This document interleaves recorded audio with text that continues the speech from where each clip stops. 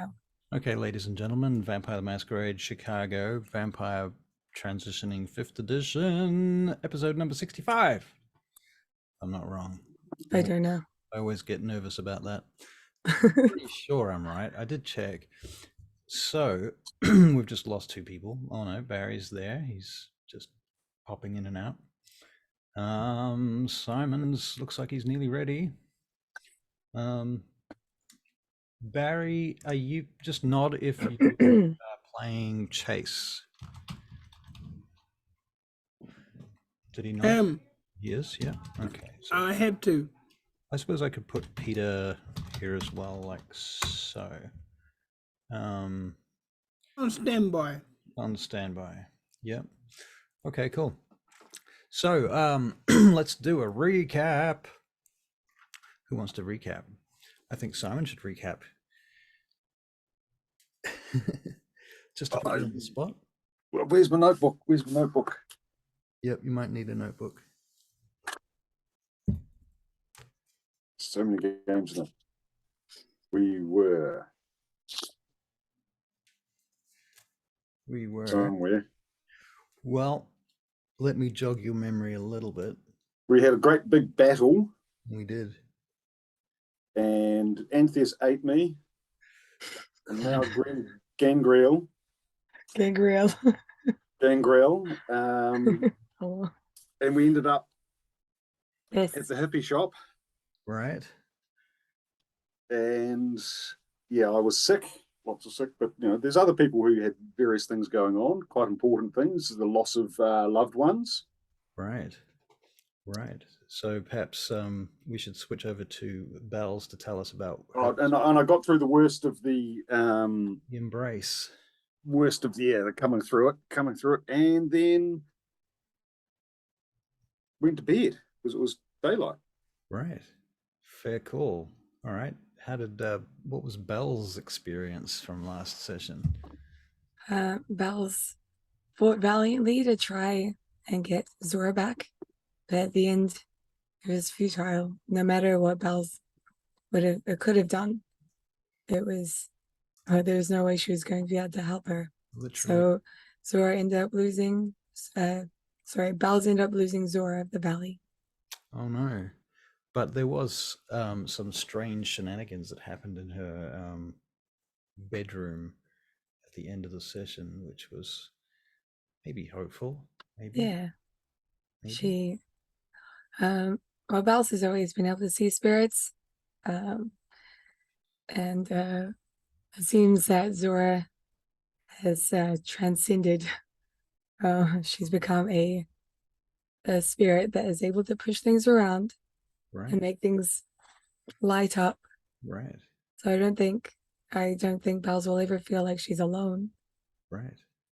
Because Zora will always be there. Well, Bells hopes. Fair enough. Okay. Unless, if she needs to move on, then so be it. Barry, are you in a position to give us your recap? My recap? Yeah. Right.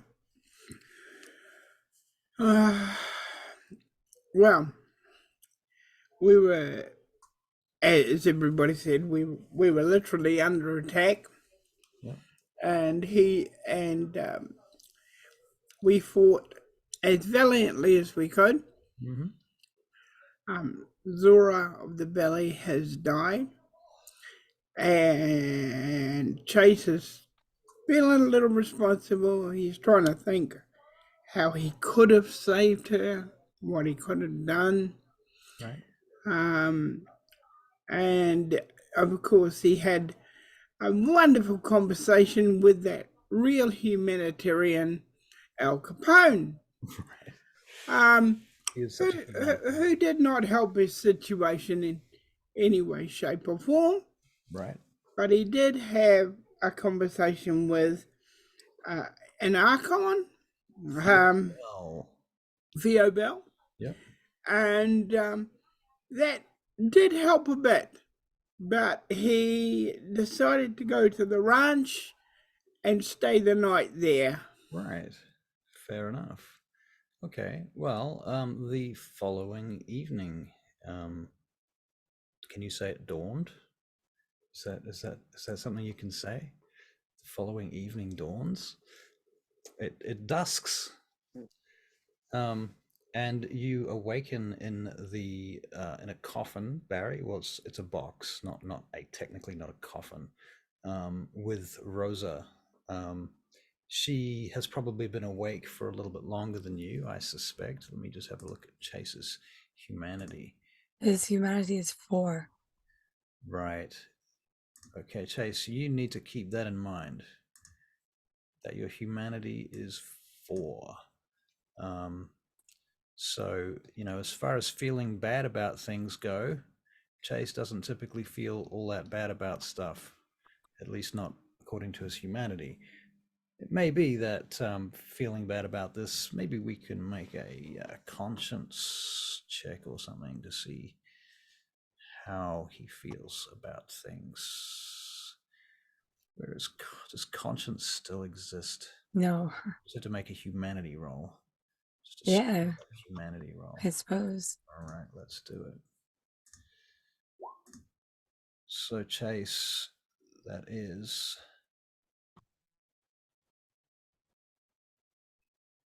I'm pretty sure when we wake up, we have to make a rouse check. make a rouse check. To see if you don't get any hungrier. So Chase Hamilton is Yeah, indeed I'm fine. another level hungrier. And at this point, I'm going to suggest that you make a rouse check too, Marshall Rogers. Yes. Oh, how's that? Yeah. So Good for you, buddy. So basically, this is when you're trying to rouse the blood. You're trying to get the blood of Cain that runs through your veins to actually do something. And every time you try and use that blood, you have to make a rouse check in some way. If you succeed, it means that you don't gain a level of hunger. If you fail, you still get to do the thing, but you gain a level of hunger, which makes it easier to frenzy in the long run. So yes. All right. So did we make a rouse check for Barry? You did. I did. All right. It did not go well. Did not go well. Okay. So you are now at 3 dots of hunger, Chase. So you're starting to get quite hungry when you wake up. And in fact, at this point, I suspect that Rosa is already up and has been for a little while. So when you get out of the box, she's not even in the room at this point. Simon, Marshall Rogers, he wakes up. Now, where did we leave him? He's actually in Belladonna's room, isn't he? Yes. Right. Yes. Right. So when you wake up, Sledge is standing nearby. Yep. With clothes, a phone, and a pistol. Right. Did we already play that wake up scene? Yeah. You did. We did. Okay. So it's right. So where did we get to? This wasn't That was it. That was where we ended. That's where we ended. Okay. So yeah. Very good. So Sledge is looking at you, and he says, I think Antheus is probably going to be here soon. I'm waiting to see where Bella is. She might be busy right now. Sure. She was hanging out with that dude last night. I seen her around a bit. I don't know if you know him. I guess you will soon. Sure. I'm still a bit new to this. I'm not quite really sure what I'm doing. You're going to need blood soon. Right. And I'm going to stay away from you until you had it. So I'm going to leave you alone for a while, and here's my phone number. I wrote it down on this piece of paper for you. You got a phone, right? Yeah. You gave me a phone before. I'll just put it in. Right, good. Okay, well, you need anything, give me a call. Sure, we'll do. Just remember, I work for Antheus directly. He's my guy. Nobody else. Sure. And I assume I'm working for Antheus and Son level now. Huh. You're his childer. That's the term they use. Child, is it like being his bitch? Well, yeah, on the one hand. But I got to be honest with you, Antheus is pretty laid back as far as sires are concerned, from what I can tell. You're lucky you're not here when Tyrus was around. He was a right asshole when it came to Childer and ghouls and shit, but he was always good to me. I don't know, you can talk to Belladonna about Tyrus sometime. He used to be the Archon these guys work for. That's all changed. Well, it's not that long since he passed away. There seems to be a fair amount of that happening with you guys. Yeah, well, you see, we're called the Wolf Pack. That's the name of our unit, and our task is to fight this sect called the Sabbat. They're like, if you think vampires are evil, well, the Sabbat are like a whole other level of crazy shit. Yeah, well, they were the crazy ones that came and hit up Chase's place. That's right. That's right. Yeah. That's the Sabbat. They're made up of a couple of clans. Same as the group that you work for, the Camarilla now. Sometimes they call them the Camarilla, the Camarilla. Depends who you ask. You get a lot of different terms for the same thing. Like vampires also call themselves kindred. Sometimes they call themselves licks. The reason they're called licks, I don't know if you know this, but when you bite someone with those fangs of yours, you can pretty much heal the damage straight away by licking the wound. And I think that's a real good idea because we got rules, right? I mean, when I say we, I'm talking about everybody in the community. The main one is the Masquerade. It means, you know, as far as the humans are concerned, there's no such thing as vampires, right? And if they ever discover that there is, well, whoever breaks that rule is likely to get their head taken. You wake up one day and you'll be on the roof of the Sears Tower at daylight, covered in petrol, chained to a stone or something. I've heard about it happening before. So anyway, I guess Antheus will be around, so you can ask him any other questions if you got them, or you can call me. Sure. I'm gonna. You need right now? Don't know. I might just head downstairs. Yeah, right. Just be Yeah. careful you don't lose control, okay? Sure. All right. And Sledge backs out through the doorway, and he keeps an eye on you as he steps backwards out and stands out of your way as you go downstairs. Belladonna, what are you doing? I'll probably be sitting on the balcony with Yaryan, Okay. just going over, I guess, trying to process everything, crying. Fair enough. Yep. Okay.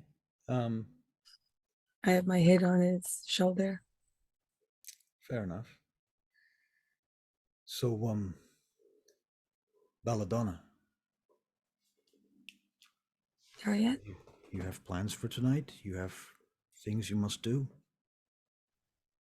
Well, I want to put Zora to rest.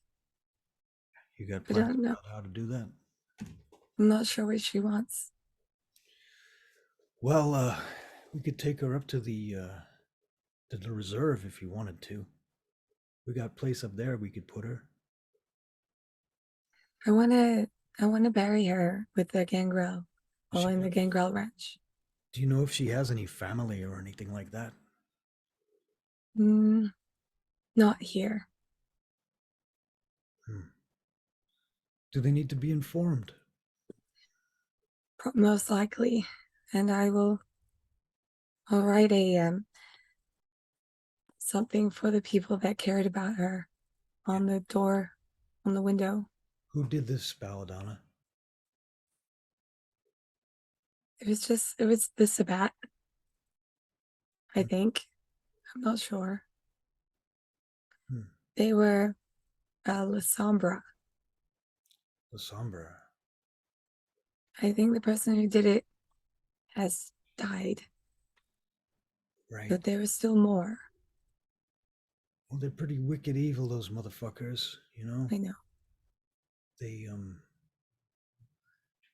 They're very different to us.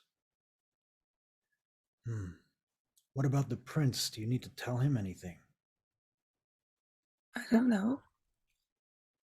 I don't want to think about it right now. In the distance, you can hear the sounds of bikes turning up at your house. I should probably get the door. Yeah, I should probably get out of here. I really am not supposed to be seen in this city, you know.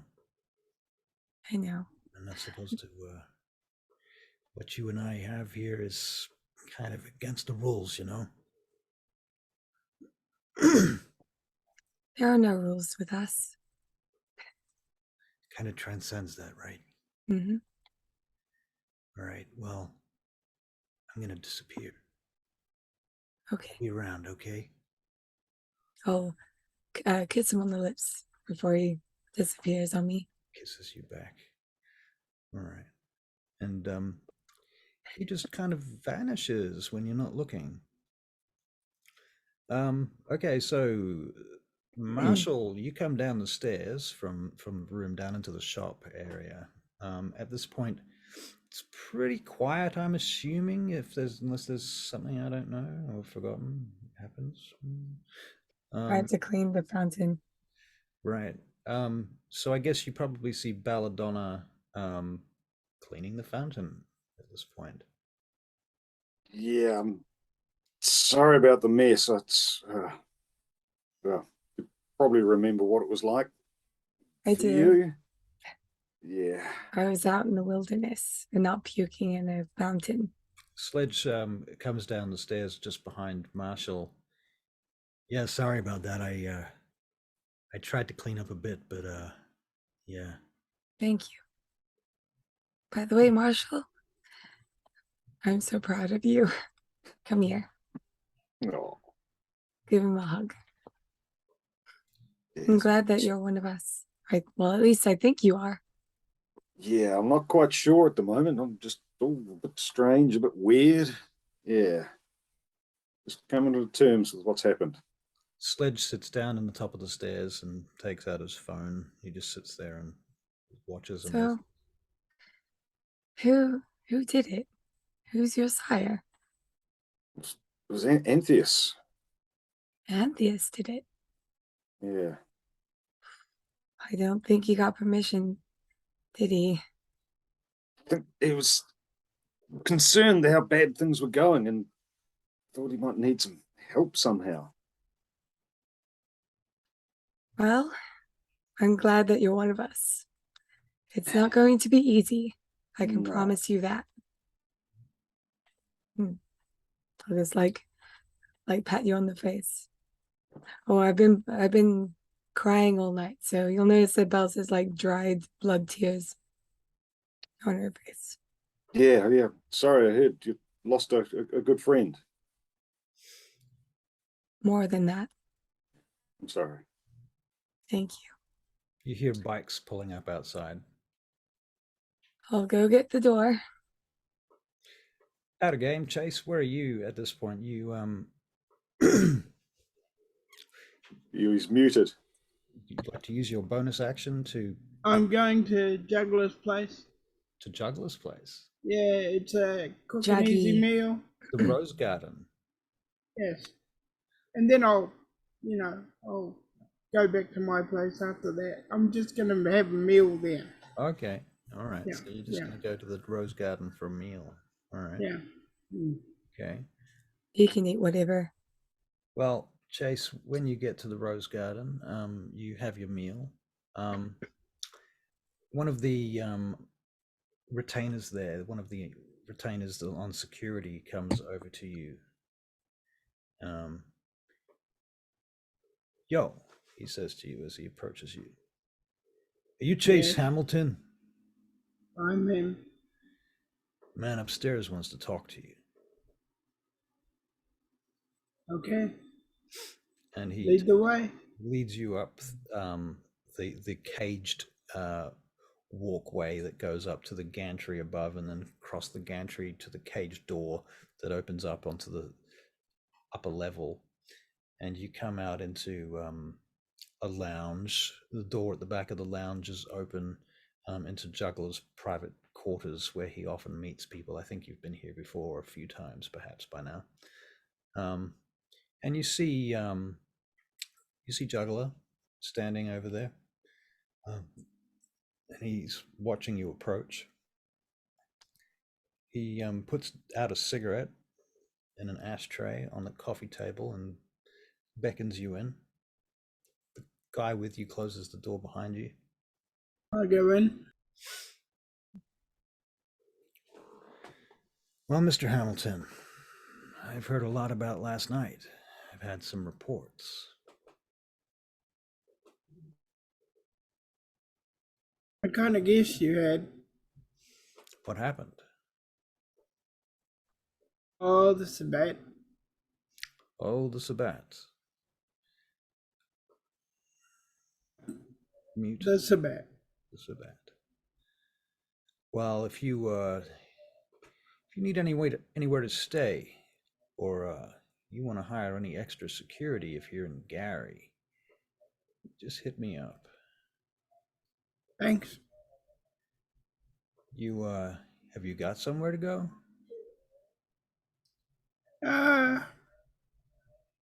I'm gonna get me a place. Sure. Well, as I say, if you're looking for something or somewhere, I can help you if you want. I'm not, I don't want to push it on you or nothing like that, but yeah. Thanks. Okay, well, I just thought I'd say so, and if you wanted to talk about anything, I'm here. Mm-hmm. Nah, there's nothing I need to talk about.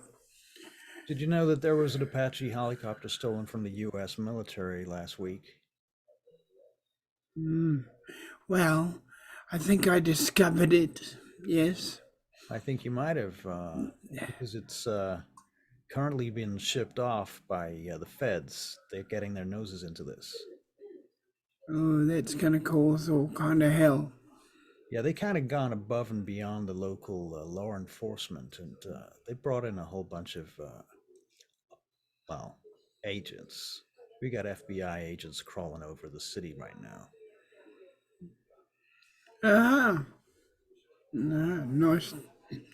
Thanks for telling me. Yeah, so watch out, because keep in mind that your boss, Mr. Holt, well, his influence does not extend as far as the feds, as far as I'm aware. So if they get you, he can't call them off. Thank you. No problem. Just consider yourself informed. Thank you very much. Sure. I think I'll stay on the Gary side for a while. Sure. You're gonna stick around. I suppose you should probably go and see that prince of ours. Yeah. I think I should, but I have a feeling the other one's gonna want my backside, my front side, and every side I possibly have tonight.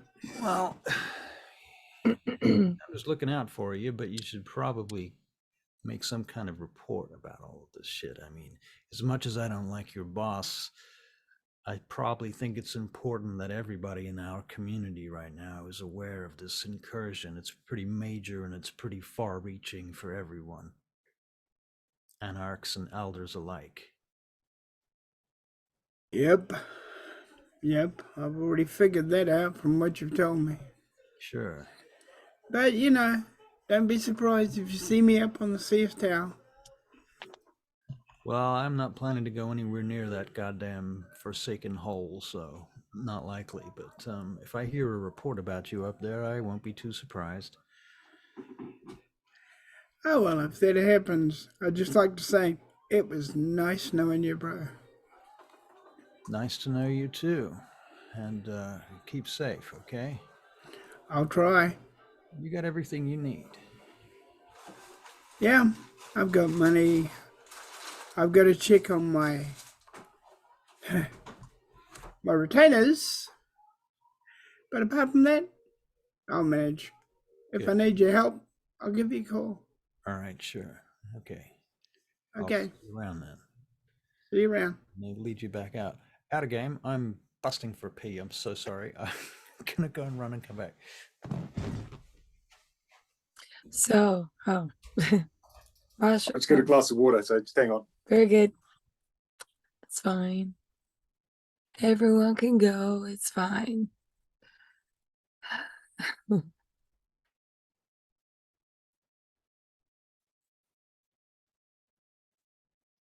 Are you singing or what? I can't hear you. Yeah, I'm feeling a bit that way today. Hmm. Fine.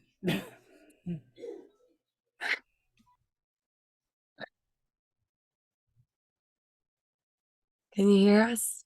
Yes. Okay. Is that Awesome. is that a duck? So like a raven. Yeah. Oh, a raven. I was gonna ask you what did you pick in the end with your predator type? I actually have been so busy. I haven't actually opened the book up. This week has been mad. It actually still is. Yeah. I was Okay. working all weekend and all week. So yeah. I get that. Yeah. I thought it would just sort of, But we've got a little bit of play along time. with Let's try and do that now. I'm back. Sorry. I take it back. What were you up to? Oh, well, he hasn't done his homework. No. That's okay. I think Right, we'll try and make it work. Yep.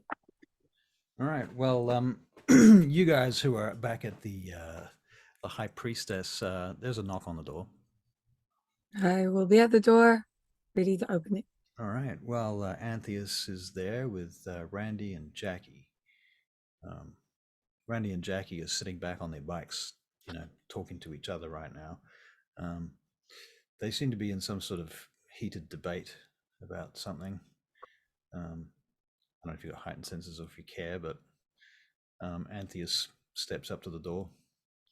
So, is my guy still here? Your guy is still here. Okay, Come in. thank you. He steps in and looks around. Well, there you are, Mr. Rogers. Antheus. Yeah. Hello. Well, I guess we have a lot of talking to do. Yeah. Probably you doing a lot of talking and me doing a lot of listening. Yeah, I think that's probably a big part of it, but you might have a lot of questions you're going to ask. You want to think about that. The other thing I need to do quite desperately is we got to get our group back together so we can debrief on the situation, because there's other things at hand. We're going to have to go and visit the prince tonight, and you're going to have to come along to that. I have Prince. Heard mention of a prince. Okay, so Antheus, do you have permission? Not yet, but I'll get it. What about Theo? Theo Bell? Yeah, exactly. Okay, good. I don't want you to die. Who, me? Not a chance. I already had Zora die. I can't lose you two. Puts his hand on your shoulder. Look, Tyrus might be gone and all of that, but we worked with him for years, and I still kind of command a bit of respect among those elders, so it'll be okay. Theo is going to back me up. Pretty sure of that. He's going to be there. Good. I think we made the right decision anyway. It's fine. Who knows? We could have used him. Didn't happen, but I wasn't sure what was going to happen. They might have boxed us in there for a couple of days. I've seen it before, Happened to us when we were in Tijuana at that time. Whole bunch of Sabat crawling out of the fucking sewers. You wouldn't believe it. Anyway, You guys have a talk. I've got something I need to do. Yeah, I need you to track down Chase too. He's gonna have to be there too. So let's call the gang together. We need a place to hide. This place where we're right now, this house, this shop, this is not a good base anymore. I'm telling you. I mean, it's okay if you want to keep it, I think, but you're gonna have to expect retribution, and they're gonna come for us. Zora lives here. I can't let it go. Antius steps up to you and he puts his other hand on your shoulder now, so both shoulders. He looks you in the face. He goes, how long have you been alive now, Bella? 40-something years. How many have you lost so far? How many people? People that are close. Not that many. Hmm. But when they do go, I feel it. I really do. Of course you do. That's the thing. That's the difference between you and them, right? But that's the thing now, is that she's gone. You gotta let her go. And you gotta focus on what's here and now and the people that are still here. You can't take any risks now. You know? You gotta. What will I do? I can't leave this place. This is me. This is Zora. Okay, then. What do we I gotta think do? outside the box, then, you know? Think outside the box. Actually, that was me laughing, not him. Maybe we can fortify it somehow. Maybe we can use it somehow. I don't know, but I'm not comfortable leaving you in this place. There's no security. There's a big, wide open space out the front. This place is a fucking easy target. I mean, you saw what they did to the complex, right? I know. That place was I did. fortified as hell. I understand. I guess I'll pack a bag, say my goodbyes. You can still visit the place, you know? You can still keep it running, maybe, you know? It's an asset that you have. Maybe it's a good safe house. But I wouldn't use it as a primary place to live, you know? They would get in here like that.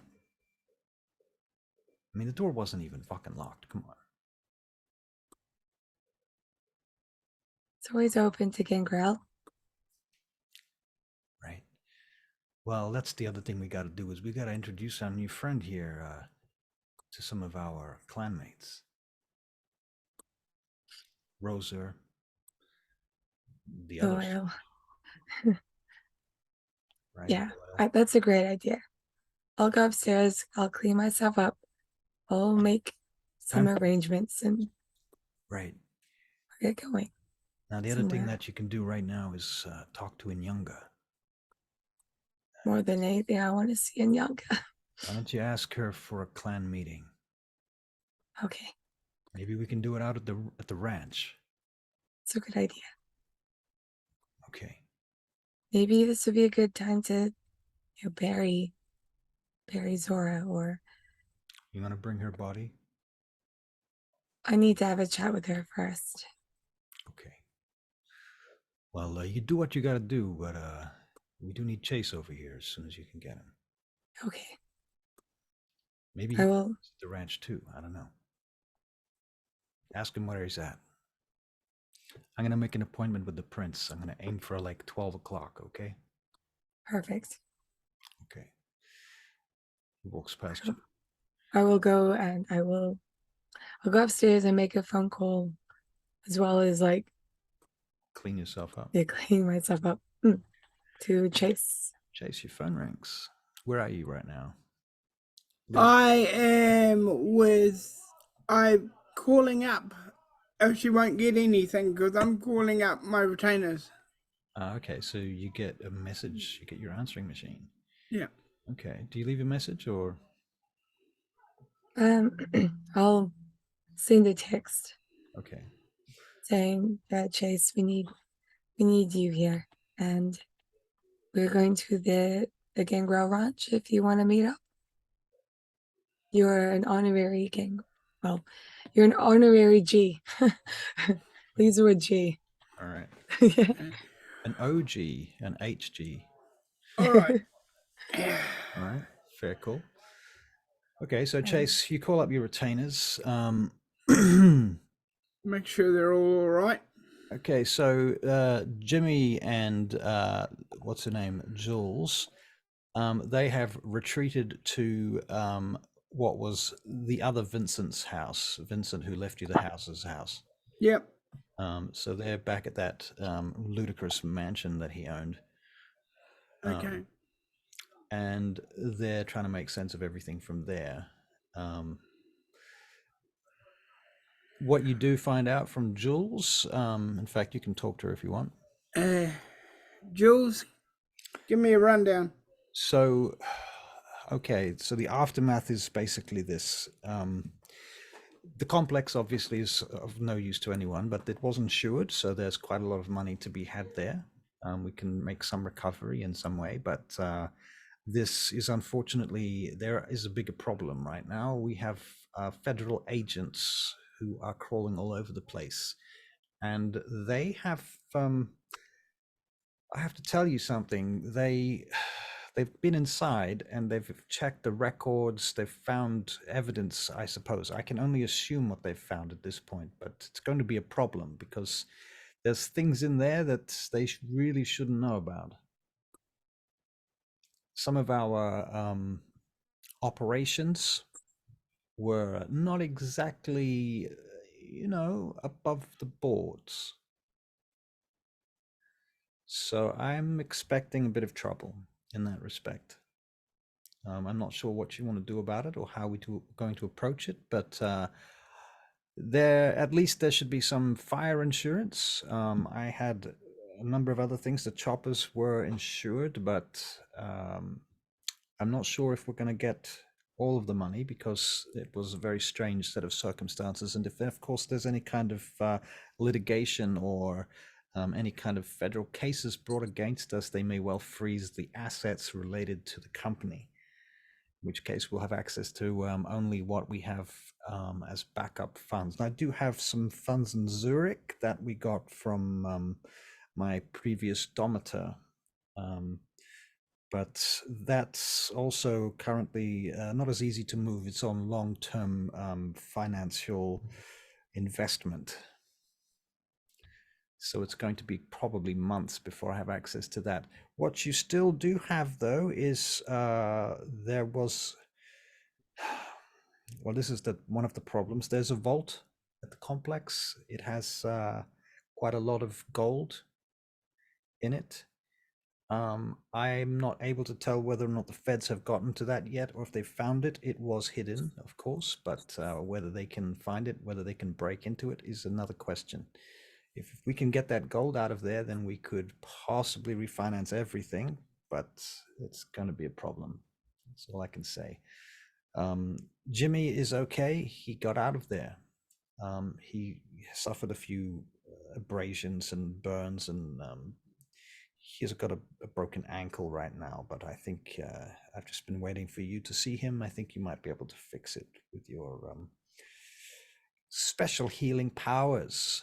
I'm on my way. Anything else? What else can I say? Not too much. Our vehicle fleet is pretty depleted and everything is being confiscated right now, so can't get into the complex very easily. As I say, the feds are all over that. The fact that we had 2 helicopters come down over the night was a pretty major red flag for them. They're looking at terrorists and all sorts of things. So yeah, I'm not sure how this is going to play out. Oh, Jesus. What can I do in the meantime? Were all the accounts under my name and stuff? No, of course not. Good. You are dead, remember? How much money have we got? I can access right now. I have $750,000 that is in cash that I can make liquid immediately. I can pass it over to you. This is all cash. I'll bring it to you in a suitcase. All right. I don't know if you already know, but Zora's gone. I'm sorry to hear that. I did hear something along those lines. Has Jimmy heard something along those lines? Do you know? Out of game.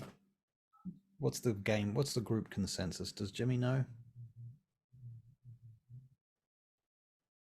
Probably Probably does. the Makes daytime sense. happened. Yeah, it would make sense. I mean, she's been missing all day.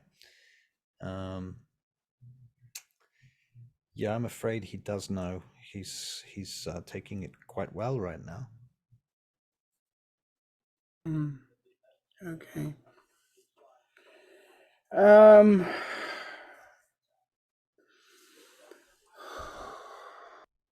He's right now downstairs. I don't know if you want to talk to him or not, but he's busy. I'll talk to him in person. All right. What about Vincenzi? Tell him to find us a new place. Yeah, he's actually been working on that already.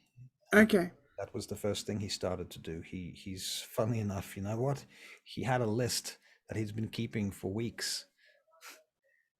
Cool. Cool. And you're safe? Yeah, of course. Good. Good. All right. We'll deal with it when it comes. Right then. I'll see you soon. All right, well, just send me a message or something when you're on your way here. Okay. Good night. Click. Send back a text to Belladonna? Belladonna saying I will be with you as soon as I possibly can. All right. So I'll respond with thank you. I also plan to sit in Zora's room and ask for her guidance. all right. Do you want to make a perception and occult check? Doesn't exist. Try again. God. Right, I wasn't even thinking about that. We do have occult, so occults and resolve, maybe? Yeah, why not? Okay. Hold on a sec. Do you do anything in the room before you make this check? Do you? Well, yeah, there's not much, like I can't light any candles or anything, but I can just sit there and meditate. Okay. I will also rouse the blood a little, Right. and try some sense the unseen. Oh wait, no, it's free. I'm going to sense the unseen. Okay, sense the unseen. Yeah. It's free. You see, now there's probably a few portraits and pictures and things on the walls in this room. It's like there's like an ancestor shrine on one side of the room with a whole bunch of pictures of Zora's ancestors. This is her room, right? Yes, it's not her bedroom though. She didn't live here. Right. She had a place that she, away from here, that she would go. Okay. So she didn't stay here. I always assumed she did. Okay. Well, she would still have some sort of altar everywhere she goes. If it's a room that she was in charge of, there's an altar. Yeah. She made Mhm. lots of altars. Yes. This particular altar happens to be to a goddess named Oya. Oh yeah. And as you're looking at this painting of Oya, this brilliant picture, it's huge painting done by a famous artist in the occult circles, sort of underground art.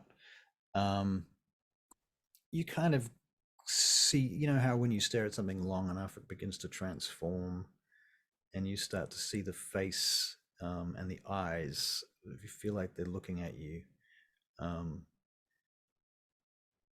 you see this dark, shadowy line extend down from the eyes, like tears. When you look again, they're gone. Zora, what should I do? How should I honor you? I need your help.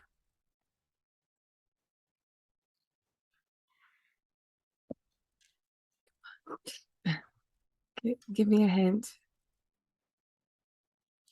Well, you might remember that Zora, under these conditions, would often do something like a card reading, something like that. It's a good idea. Yeah, I'll bring out her cards.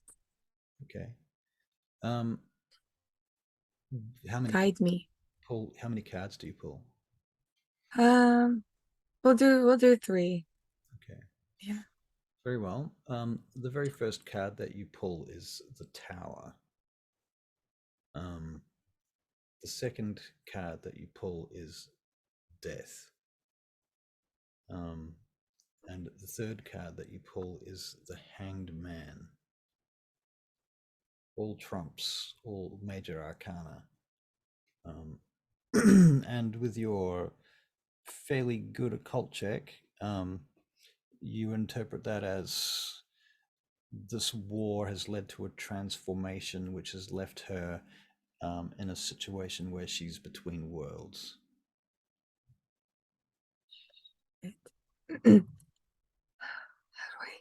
How do I solve that? Zora, any clues? How do I get you out of limbo?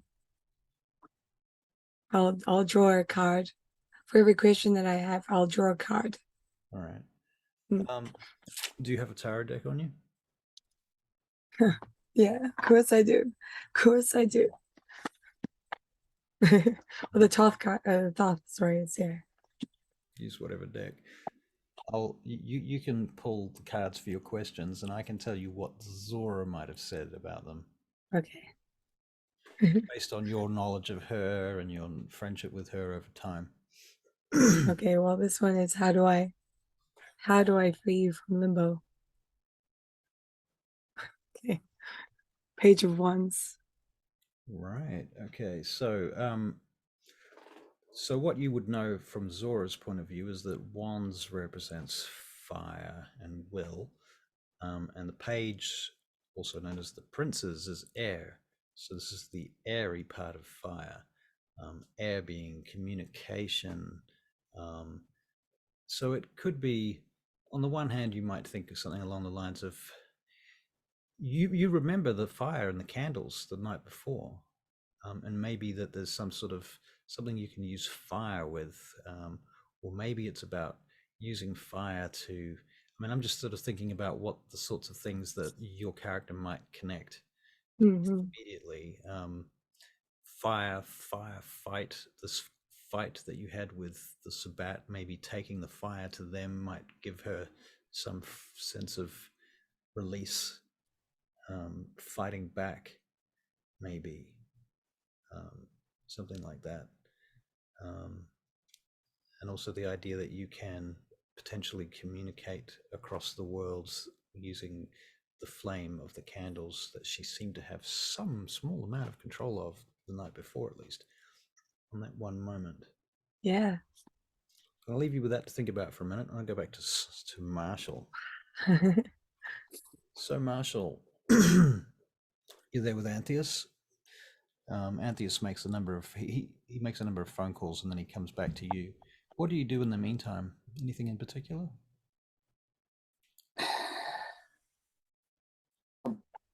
Wandering around the shop, looking at things, starting to feel a little edgy. Okay. Starting to, feel like I want to get out. It's nighttime. Starting to feel this energy in myself. This blood, and it's a bit strange. Right. And I'm liking it to, I want to go out and score. I feel like, Right. Well, after Antheus is done with his phone calls, he comes over to you and he says, you look like there's something on your mind. Yeah, start to feel I'm just missing something, can't quite. There's something I want. That's gonna be blood. Usually it's drugs, but I don't think that's going to work for me anymore. Okay, well, the thing is, probably the first thing that you should know then is that if you find a mortal that has been drinking or using drugs, should I say, you can drink their blood and you can get their high. Mm. There's a number of different kinds of types of blood, I suppose you call it. We call this resonance. You know, you get like happy people, horny people, sad people, that kind of thing.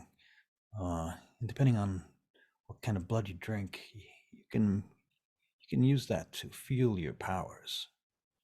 Some of it works better for different things. So I guess you're gonna find out which kind of blood you like. That's the first thing. You're Gangrel, so you pretty much can drink any kind of human blood. I guess we better cover the traditions pretty quick too. So I'm just gonna go over this real fast, all right? First tradition is called the Masquerade, okay? I'm gonna recite it to you, and I'm gonna get you to learn this off by heart. You don't have to do it right now, but I expect you to do this in the next 3 nights. Okay. Right? Sure. This one is the Masquerade. Thou shalt not reveal thy true nature to those not of the blood. Doing so shall renounce thy claims of blood. Okay. The second one, Reveal true nature. Yeah. Okay. I'll get that. I'll get that down. Might need to write it down. You know. I'll get it. I'll get it. the main thing is that you remember the gist of these things right now, and in the next few nights, you're going to need to memorize the exact wording because, well, basically because you work now for the Wolf Pack, and we are part of the Camarilla. We're an enforcement team, and we often get called in front of elders and princes and shit like that, and they expect us to know this stuff. There's a certain amount of lawyering that goes on with this bullshit. Yeah. Okay, so knowing this stuff is going to help you in the future. Sure. Yeah. Gotcha. So the second tradition, we call it the domain. Thy domain is thine own concern. All others are going to show you respect while you're in it. None may challenge thy word while in thy domain. So right now, we're standing in, this is Belladonna's house. That's her domain. Sure. Right? So when you're here, whatever she says, that's what goes. Most of the time. There's a couple of exceptions. I'm technically working directly for an Archon, so I have a kind of authority that can supersede some of these things sometimes. You probably don't even know what an Archon is right now. I heard the word, but I don't know yet. Yeah. Okay. There's so much spinning. My head's spinning. All right, now this next one, the next two actually, they're gonna directly affect you. They concern you. Okay, so this one is the third tradition, the progeny. You know what that mean? What the word progeny means, right? Jeez. Talking to children and bloodlines. Yeah, exactly.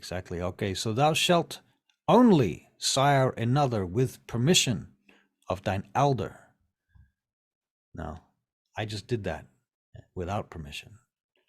If thou createst another vampire, another without thine elder's leave, both thou and thy progeny shall be slain. Okay, so this is what we're up against tonight. Right. This is where my fucking lawyering is going to have to come in. I got to get us off the hook. That's what is tonight. The fourth tradition. Sorry, carry on. Yeah. You ask your questions. It's important. I was just going to say, like, you saved my life, but it's still like, you know, they could kill me. They could. They're not gonna. I don't think so. Okay. Okay. So the fourth tradition is called the accounting. It has nothing to do with fucking accountants. I don't know. It's confusing. Fuck for that. Okay. So thou shalt create thine own children. Until thy progeny shall be released, thou shalt command them in all things. Their sins are thine to endure. I got you on that one. Right. I fuck up, Exactly. you can take it, and that's not good. Not good, exactly. So don't fuck up, okay, please. Especially because I probably get to be the one that has to put you down. Okay, so the fifth one is hospitality. Honor one another's domain. When thou comest to a foreign city, thou shalt present thyself to the one who ruleth there. Without the word of acceptance, thou art nothing. So if you go somewhere and there's a prince or an elder or something like that, you got to go and tell them that you're there. Usually you get 3 days grace. Okay, now here in Chicago, we're in a situation where we're right next to another city. The city of Gary is just to the south of this city, right? And they kind of flow into each other. There's not a lot of, there's a river there and a bridge and shit, but, you know, the city kind of flows into the other one. The prince here in Chicago, his name is Prince Loden. The one in Gary, his name is Modius. Okay, so these are two princes you're probably going to end up meeting at some point. Loden, you're probably going to meet him tonight, probably around midnight. Okay. So when you go into a city, you got 3 days. You got to present yourself to the prince. You got to go and say, hi, I'm blah, blah, blah. I'm here for whatever the fuck, yada, yada. He's going to say, okay, don't do anything wrong. I got a couple of special rules and laws. Ask me about Loden's laws. Remind me, because that's important too. And okay, so the final tradition is called the destruction. Okay. Thou art forbidden to destroy another of thy kind. The right of destruction belongeth only to thine elder. Only the elder among thee shall call the blood hunt. Okay, now this one is a little bit technically weird, and I bet you're going to be confused because of what happened last night, right? I am. Right. Now, okay, these traditions, they're speaking particularly of the sect that we belong to, the Camarilla. The Camarilla is made up of, out of game, 5 clans? Am I wrong? 6. 6 clans? No, it's either 5 or 7. Or maybe it's 5th edition. Right. Gotcha. It could be. Could be that. Anyway, it's made up a 7. bunch of I think it's clans. 7. Okay, these clans are based on bloodlines that go back thousands and thousands of years, all the way back, according to some people, all the way back to a guy called Cain. You probably heard of him from the Bible, right? Cain, Abel. Right. Killed, So, yeah, that's probably right. killings. Right. So Cain, who killed his brother Abel in the Garden of Eden, he was cursed to walk the land of Nod for all of eternity. He was the first vampire, according to our stories. Nobody's met him. So, you know, a lot of people don't even believe that shit. They think we're fucking aliens or something. Who knows? To be honest, I don't know. I got no clue. All I can tell you is that we have powers and that we drink blood and we live for fucking ever. So, fire and sunlight, they will destroy you.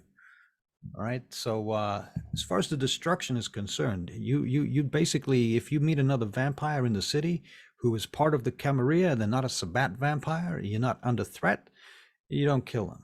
You can kill humans. That's fine. You know, I would be careful about that. Yeah, because I've got to keep the masquerade. I can't let this shit out, you know? This is Exactly. Yeah. Good. Starting to get why all these really old sounding laws are there, you know, rather biblical and shit, but That's right. like, things last thousands of years. That's right. These laws have been around for a very long time, and the elders among us, they will not let us forget that. So, but you know, look, they're there for a good reason. They protect us. They protect everyone. You know, keeps everything safe. The thing is, like, you ever heard of the Inquisition? Yeah, all of Spanish, crazy Catholic Spanish people go around killing everyone for religious beliefs. Yeah. Torture and Yeah. Hideous. Well, those times, you know, the burning times, sometimes they call them the burning times. They killed a lot of women and witches and shit, but they also killed a lot of vampires too. That's what happens when you stop concerning yourself with the masquerade. Humans, they get together. There's a lot of them, you know. There's a lot more humans than people. It's like 50,000 to 1 or something. Maybe more than that. That means there's lots of you? Us? Well, I don't know. Hmm. As far as I know, there's about 70 vampires in Chicago. Wow. 71 now. You can do the math. Yeah, 71 now. Okay, so those are the traditions. That's the basics. Okay, those are the things you really got to know right now. You got any questions? Yeah. Sledge was looking a bit worried that I might eat him. Yeah, that's probably the next thing we got to do is feed you. Yeah. Okay. I don't want to eat anyone's friends. No, that's not a good idea. Okay, so here's the thing too. Okay, now you got this thing in you now. This blood that's in you. This blood comes with a bit of a downside. That's the beast. Right? When you get hungry, you got to be real careful that you're not frenzying, you know? If you do that, Chase went a bit crazy the other night, last night, right? day before, whenever. Exactly. If you lose control, you start to slip, and you find that your we call it humanity, you know. You start to lose that, your connection, your empathy, your compassion, this kind of stuff begins to slip away. You have to fortify it somehow. You need to you know, you got to believe in something. You got to have kind of like touchstones in the world, people that you that bind you to your humanity. You get what I mean? Because if we lose that, then we're going to turn into animals and kill everything, and then we'll be found out. Yeah, pretty much. What happens is you lose all your humanity. You become a creature. You get to the point where you're like an animal, like a wild beast. We call that kind of person, that kind of vampire is called a wight. And they don't last very long. Mm. They go on a killing rampage usually, and then by the end of that, somebody puts them down. They don't last long. Mm. I mean, because the thing is, when you break you lose your humanity, you become a beast like that. You frenzy. You're likely to break the masquerade. Yeah. And then straight away, you're going to find yourself on a list for the blood hunt. Mm. Right? Gotcha. So here's another little tip, okay? Don't let anybody feed you blood that you don't know about. You want to be real careful about that. Right. Don't drink anything unless you know exactly where it came from. I'm going to give you my blood a couple of more times. Maybe. Out of game, actually. Actually, he's not There's allowed no to do need. that. No. But if I have to, it'll be to save your life. You can heal others with your blood, especially humans. And you're going to need to make some retainers, but not right now. Don't worry about it just yet. And I'm going to need to teach you some disciplines too. You're going to need to learn things like this. He extends these wolf claws out of his hands. Whoa. These are pretty powerful. They go through most things. Yeah. Okay. Also this. And he closes his eyes and opens them again, and they're glowing red. I can see in the dark. That's choice. Womp. We got a couple other tricks up our sleeves, but we'll get to that. All right? So that's probably enough for you to digest for right now, yeah? Yeah, it's a shitload. Oh. You got any questions? Loads, but, you know, I'll just pick it up on the way. Yeah. All right, well, the thing that you need to remember right now, I guess, is, well, I keep saying that. I'm a Gangrel, so you're a Gangrel. You're my bloodline. You're my child. I'm your sire. Okay? I made, actually, did he? I am Sledge's Domitor. He's a ghoul. That's what you used to be, a ghoul. Yes. So the term is a little bit different. You have ghouls and domitors. You have vampires that have childer and sires. Okay, so it's a bit different, but it's very similar. Now, Belladonna, she's also a Gangrel, but she's not from our bloodline. Okay. Are you, Bella? Who's your sire? Doyle. Doyle. Right. Doyle. So we might go and visit her sire later. He's a I real piece of work. I wonder if Antheus knows About the story? about Balladona's sire. She doesn't really go advertising it very often. He could do. He probably does. I reckon he But- would know. It'd be unlikely that he didn't know because he's pretty up to the play with That's information. true. That's true. He was Yes. Terrace's top man in that respect. Mm. Okay, and last but not least, I guess you're going to meet a lady probably tonight. Her name is Inyanga. She's also one of our blood from the clan Gangrel. She probably going to be a real asset to you because she has a lot of things to teach, and she's very wise. She is also the Primogen counselor for a clan Gangrel here. We have a thing called a council, a Primogen council. They advise the prince. And she's the one in our clan that does that for us. Okay. Every clan, most of the clans has a counselor on this Primogen council. Okay. So I'll leave it there for now. Feel free to do whatever you need to do. You're hungry, right? We Getting there, I think. Starting to feel a little something, yeah. All right. You and I, we're gonna go feed then. We'll do that now. Get it out of the way. First time. Okay. Learn from the best. Yeah. You got any ideas about the kind of person you think you would want to feed on, or you have to try it out? Women. Girls. You're totally a siren. Totally. Totally a siren. Okay, well, maybe a club then. Yeah. Do like the clubs. I'm known at some of them. Maybe we can go to the Succubus Club. I fucking hate that place, but we could go there. Well, that was where I had my gig, wasn't it? That's where you met Antheus. Yes. All right, we'll go to the Succubus Club. Maybe Brennan Thornhill can help us. Yeah, I never got to meet the played my set there and then shit got real and haven't been back. Okay, well, we'll go there now. Okay? Okay. Oh, and you're going to need a bike. You can't hang around with a wolf pack without a bike. Sure. Get a bike. You got any money? I've got access to some, yeah. Okay. Yeah, there's a couple of grand get my hands on fairly quickly. Where you say a couple of grand, how much are we talking? Like 5 grand?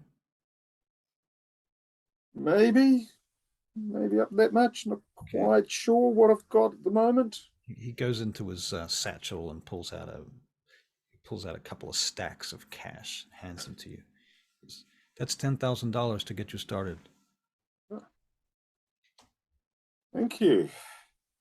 Save me having to go and bloody talk to Dad's lawyer again. Trust fund and shit, you know. Yeah. Well, that's going to be our next problem, but probably not tonight. We might not get to that yet. Okay, so let's go. Come on, let's go. Takes you outside and he gets on his bike. He goes, I don't know how you're getting there, but I'll see you there. Know where to find you. He heads off. Okay, Chase, what are you doing? Racing up to Jimmy. All right, okay. And Bella, what are you doing in the meantime? You're still with your cards and Zora? I think I would have stopped that.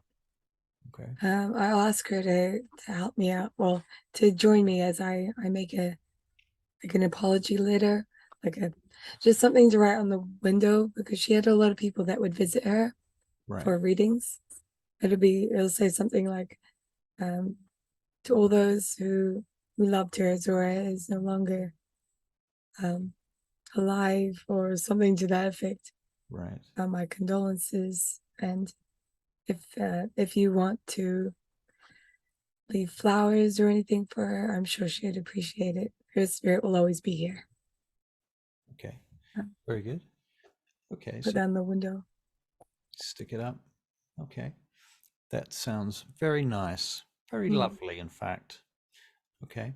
So Chase, you get to the mansion, Vincent's old mansion, other Vincent, and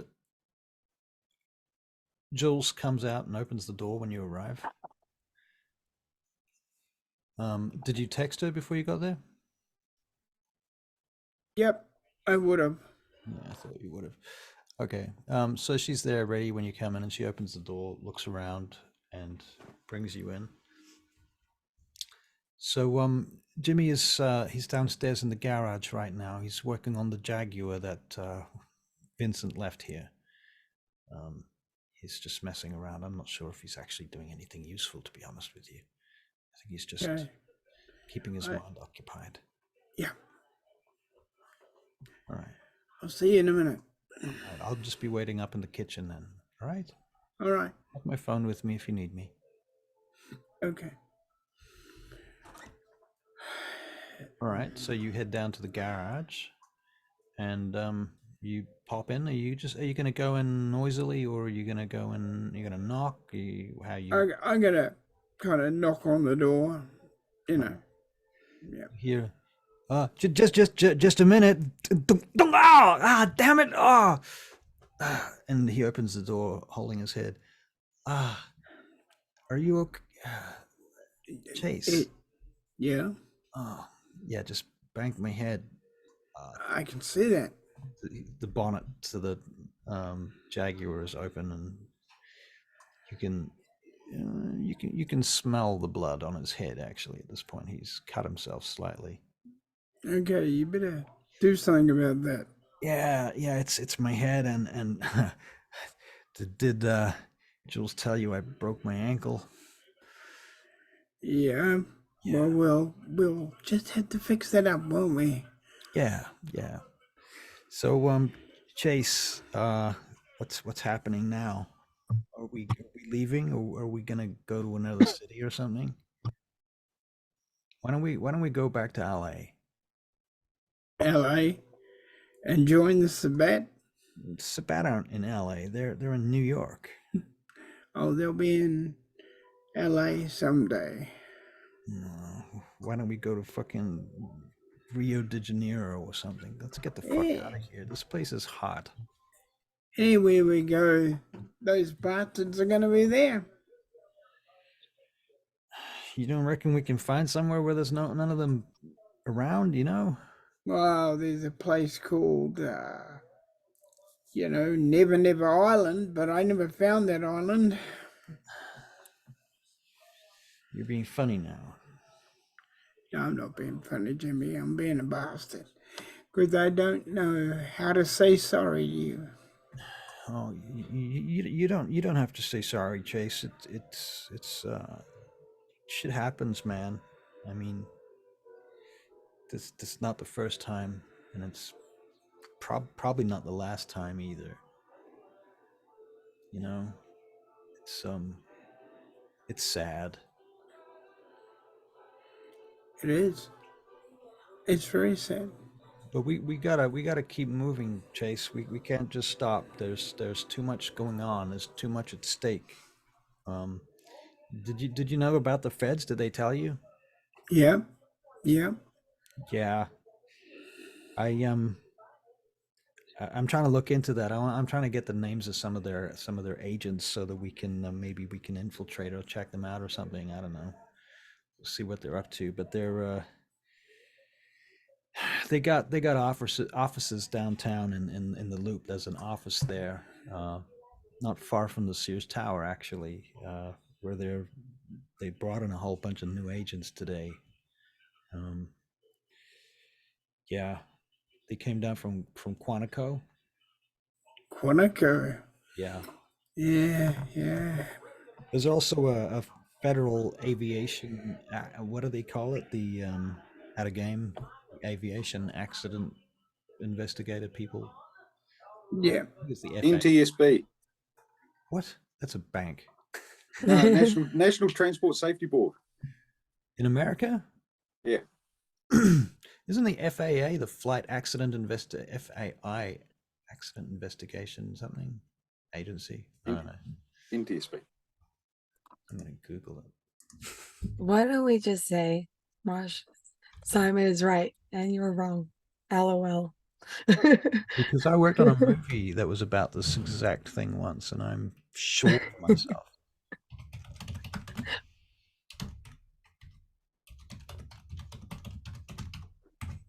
Oh, Silly little rivalries.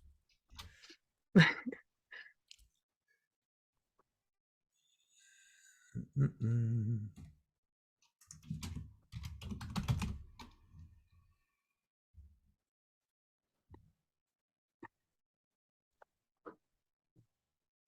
Oh, that didn't answer anything. So there's the NTSB. Is that what you're talking about? Yeah. Okay. Oh, okay. Whatever. Cool. So now I know. Okay, right. Yes, the NTNC. Is that what you said? Because I No.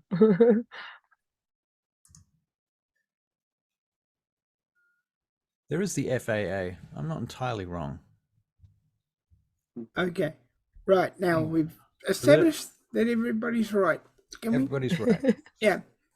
Okie dokie. So, Yeah. anyways, All right. what are we doing then, Chase? I don't know, bro. I don't know. I don't know where to go from here. Well, come on, Chase. You're our fucking leader here, man. You got to get it together, man.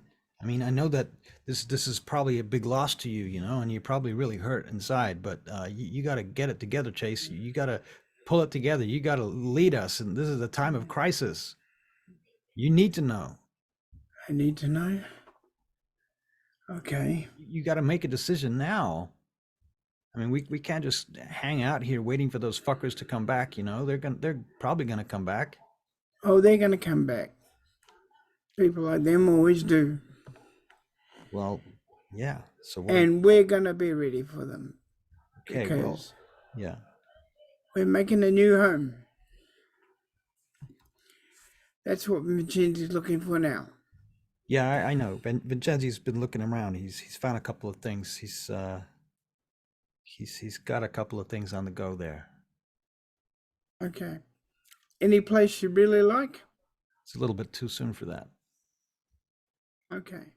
I don't know. I think we need to kind of restructure this thing, you know? We need to talk about Zora of What the are you gonna valley. talk to me about her for? You know why I'm talking to you about her. Look, Chase, no offense or nothing, but I think I'm a grown up, you know. I can probably deal with it. We're friends, aren't we? Yeah, I just want you to know that I'm there for you. I know that. Okay? That's all? Yeah. Okay. All right. I've got a date with a bunch of Gangrel. Okay, well, I guess we'll just keep trucking on then for now. Okay. Keep safe. You too. You too. Stay out of trouble. Watch your back. Make sure they're not tailing you. Okay. I'll make No. sure. There's like no way that I would have sent that text saying that you should come without mentioning Jimmy. Okay. Okay. I would have mentioned Jimmy for sure. I was going to, but I didn't. Mm. Jimmy, you want to come with me? Where to? This Gangrel thing you're doing? Yeah. I don't know, Chase. I don't want to do anything to do with like you guys tonight. You sure? Yeah, I'm very sure. Okay. You two keep safe then. Yeah. They shouldn't know about this place, but get ready just in case they do. Yeah, I think Jules and I were talking about switching it up to some kind of hotel or something for a few nights. Okay, let me know which one. Of course. Okay. All right. See ya. Okay. So you head off, and you're heading to the Gangrel Ranch. I'm going on a bike. All right. Very good. So you're flying through the city on your bike, heading towards the Andalusian Riding Ranch. Marshall, you get to the Succubus Club. You can hear the music from down the street as you pull up outside. How did I get there? I don't know. How do you get there? So I'm out in this industrial area where the Well, you're out near shop is. near Cabrini Green. Was Sledge there still at the shop? Yeah, Sledge is there. Yeah, yeah, and Jackie and Randy are now inside as well. I'll go up to Sledge and say, yeah, Sledge. Yeah. Anthony's is just taken off to the Succubus Club, and he wanted me to go along, but I've got nowhere to get there. Is there any way you could give us a ride? Put me off up there? He Lift. stretches, looking unimpressed. Yeah, okay. Come on. It's Anthony's has gave me some money to set me up. I'll get myself some wheels, a bike, Good. as soon as I can. Just out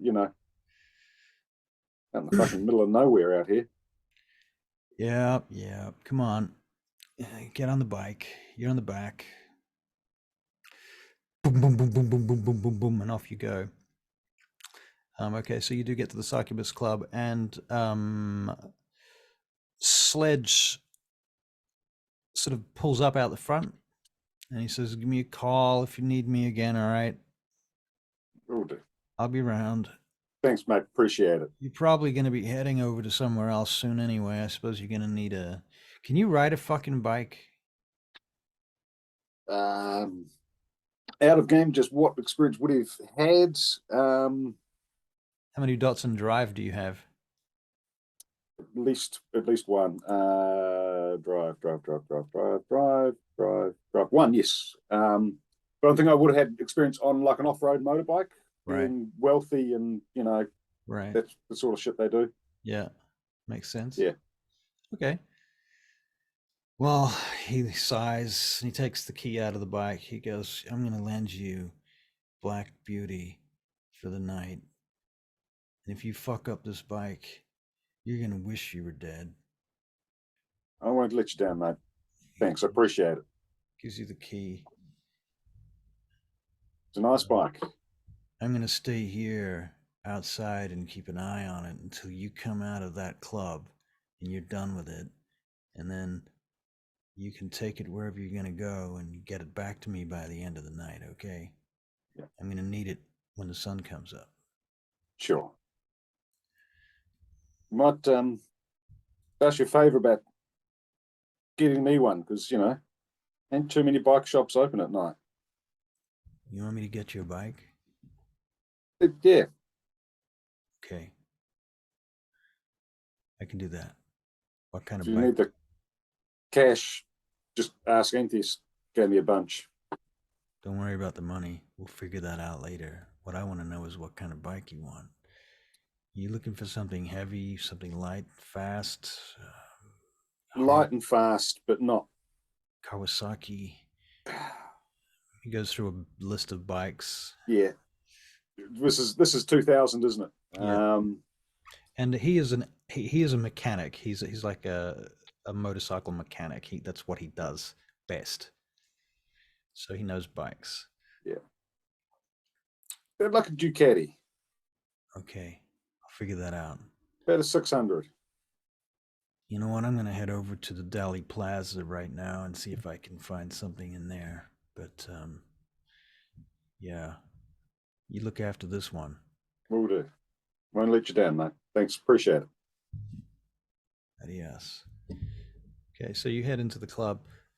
All right, so you see Antheus in the club. I would like to shortcut this in many ways, but this is also your first feeding experience, and I feel that it's an important scene to play out. So if you guys don't mind hanging out for a few minutes while we do this. So you go into the club and you're looking around. You spot Antheus over by the side, and he nods at you from a distance. Look, head on over. He says, okay, so you're looking for, like white girls or what? What are you into? Yeah, And I'm just making a lot of fucking assumptions here. you're pretty much right. Okay. Bells So is not white. then he's not going to feed on bells. But she's also a vampire, so there's another reason not to feed on bells. I'm just wondering where this preference is coming from. Now, at a game, oh, that's true, right? I see what you mean. Yeah, I get you. I think you should just be all in all the time. All in all But, the time. But you know, this first time You can be probably doesn't picky. matter. Also, we are going to knock your health back up by 1 level. What is your maximum willpower? Do you happen to know that? I'm guessing you don't. No. I can figure that out. That would be useful to know. Okay. In any case, your health has improved slightly. Composure and resolve. What is it? Composure and Composure resolve. and resolve. Composure. Health is stamina +3, by the way. Okay, stamina. Yeah, so I've got a maximum 5 health, maximum 4 willpower, but I've got We should 5 have of more them then. picked. Right. And I did go through the book a bit, and I've added protein and fortitude. Okay. Chosen siren, so I got an extra dot in fortitude. I'm so proud. And my specialty is seduction through persuasion. Okay, cool. You should have other specialties as well.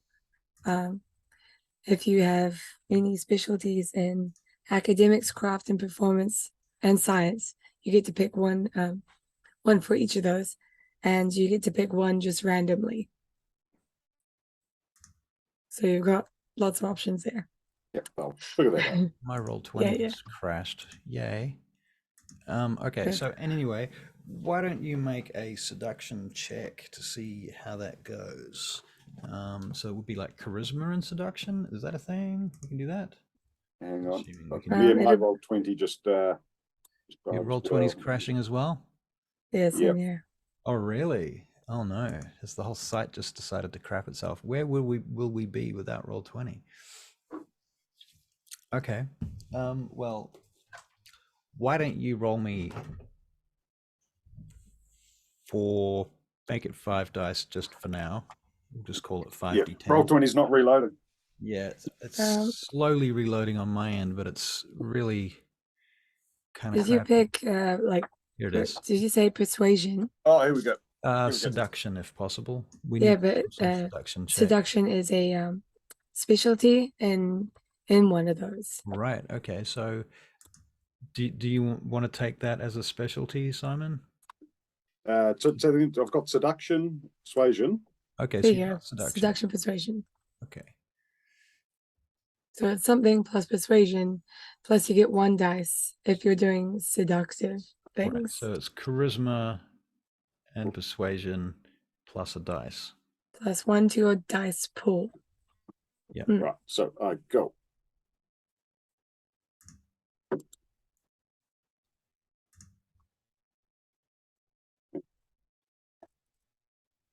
Down here, persuasion, charisma, modifier of 1.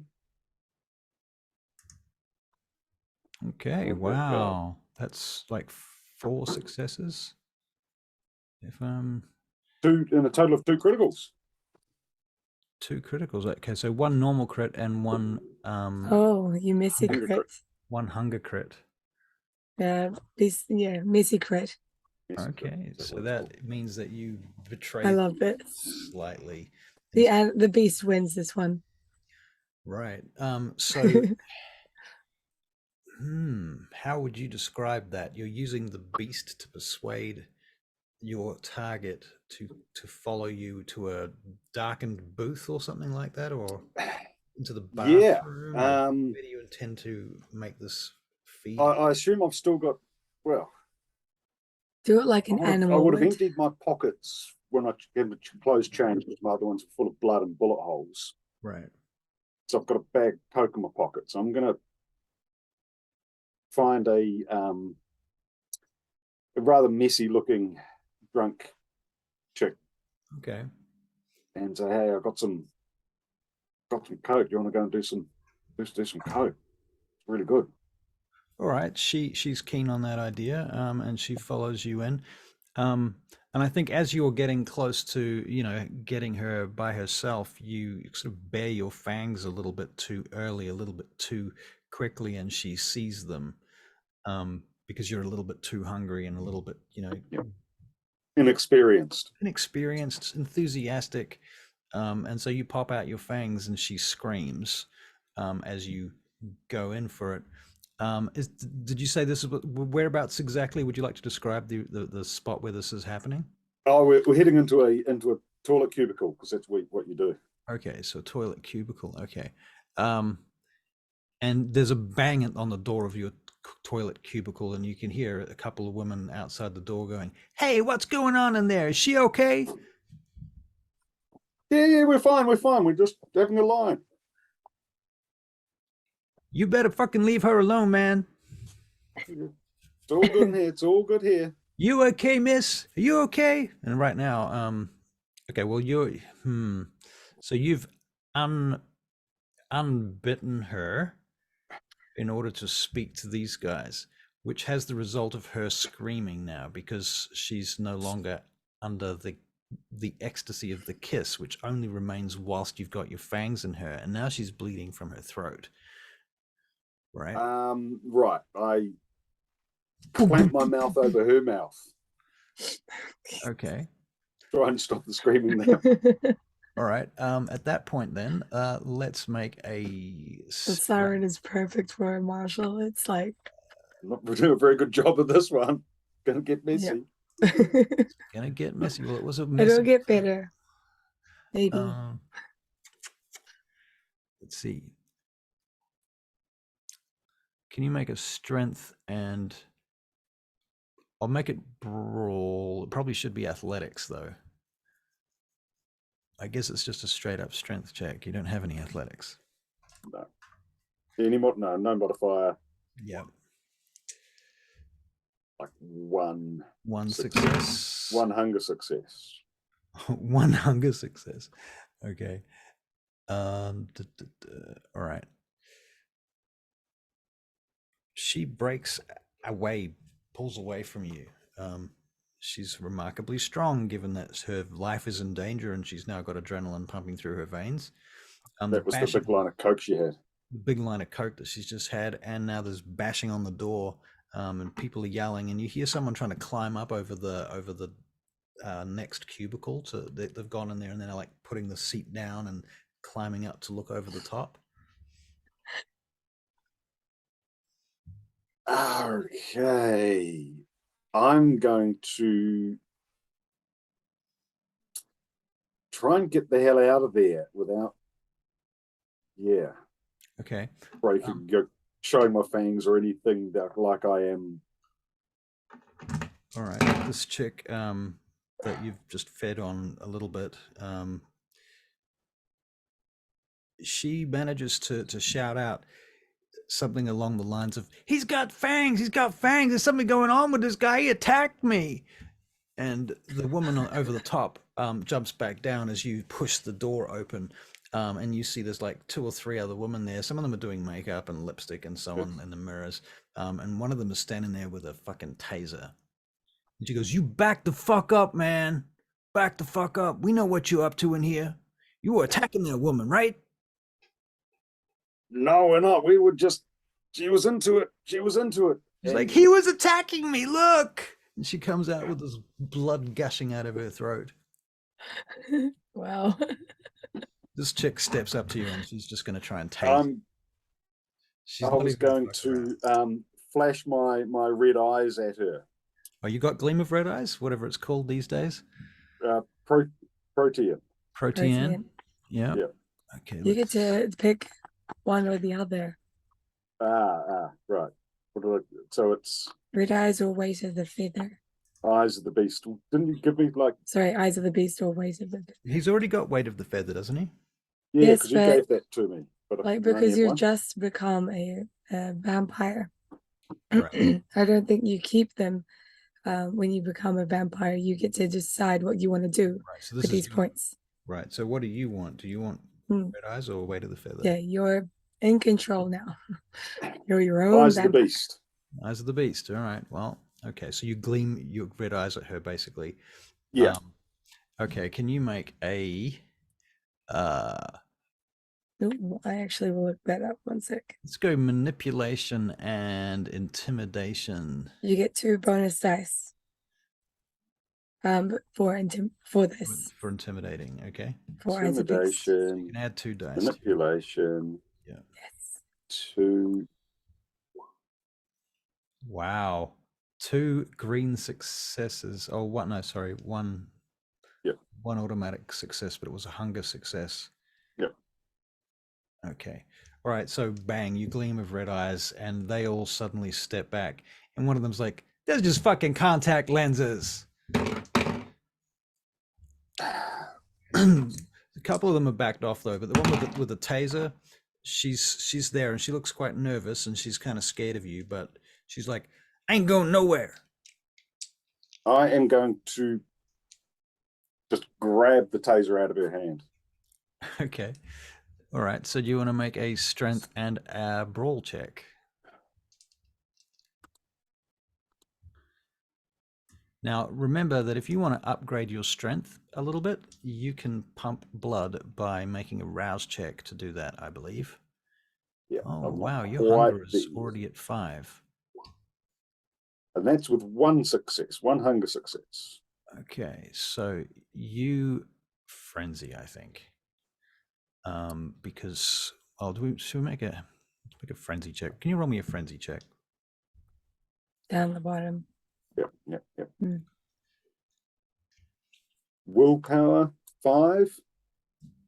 So I've got 5 willpower. Is that what I do? Do I? There's literally a button at the bottom that says frenzy. Yep, then still it's have come to up. type Input your value, order. willpower is 5. Oh, the willpower that you're rolling against. No? What's your willpower? 5. It is 5. Okay, yeah, so you're not altering that yet. Yep. So I just do that. Yep. And humanity 5. If that's indeed your humanity. No modifier. Yep. Okay. Ooh. Why is your humanity 5? It should start at 7. Yeah. And then it will, like, if you ended up being like the blood leech, it will go down 1. I think you'd be on 7. I tend to agree that your humanity is probably 7. Let's do the check again with a 7 humanity.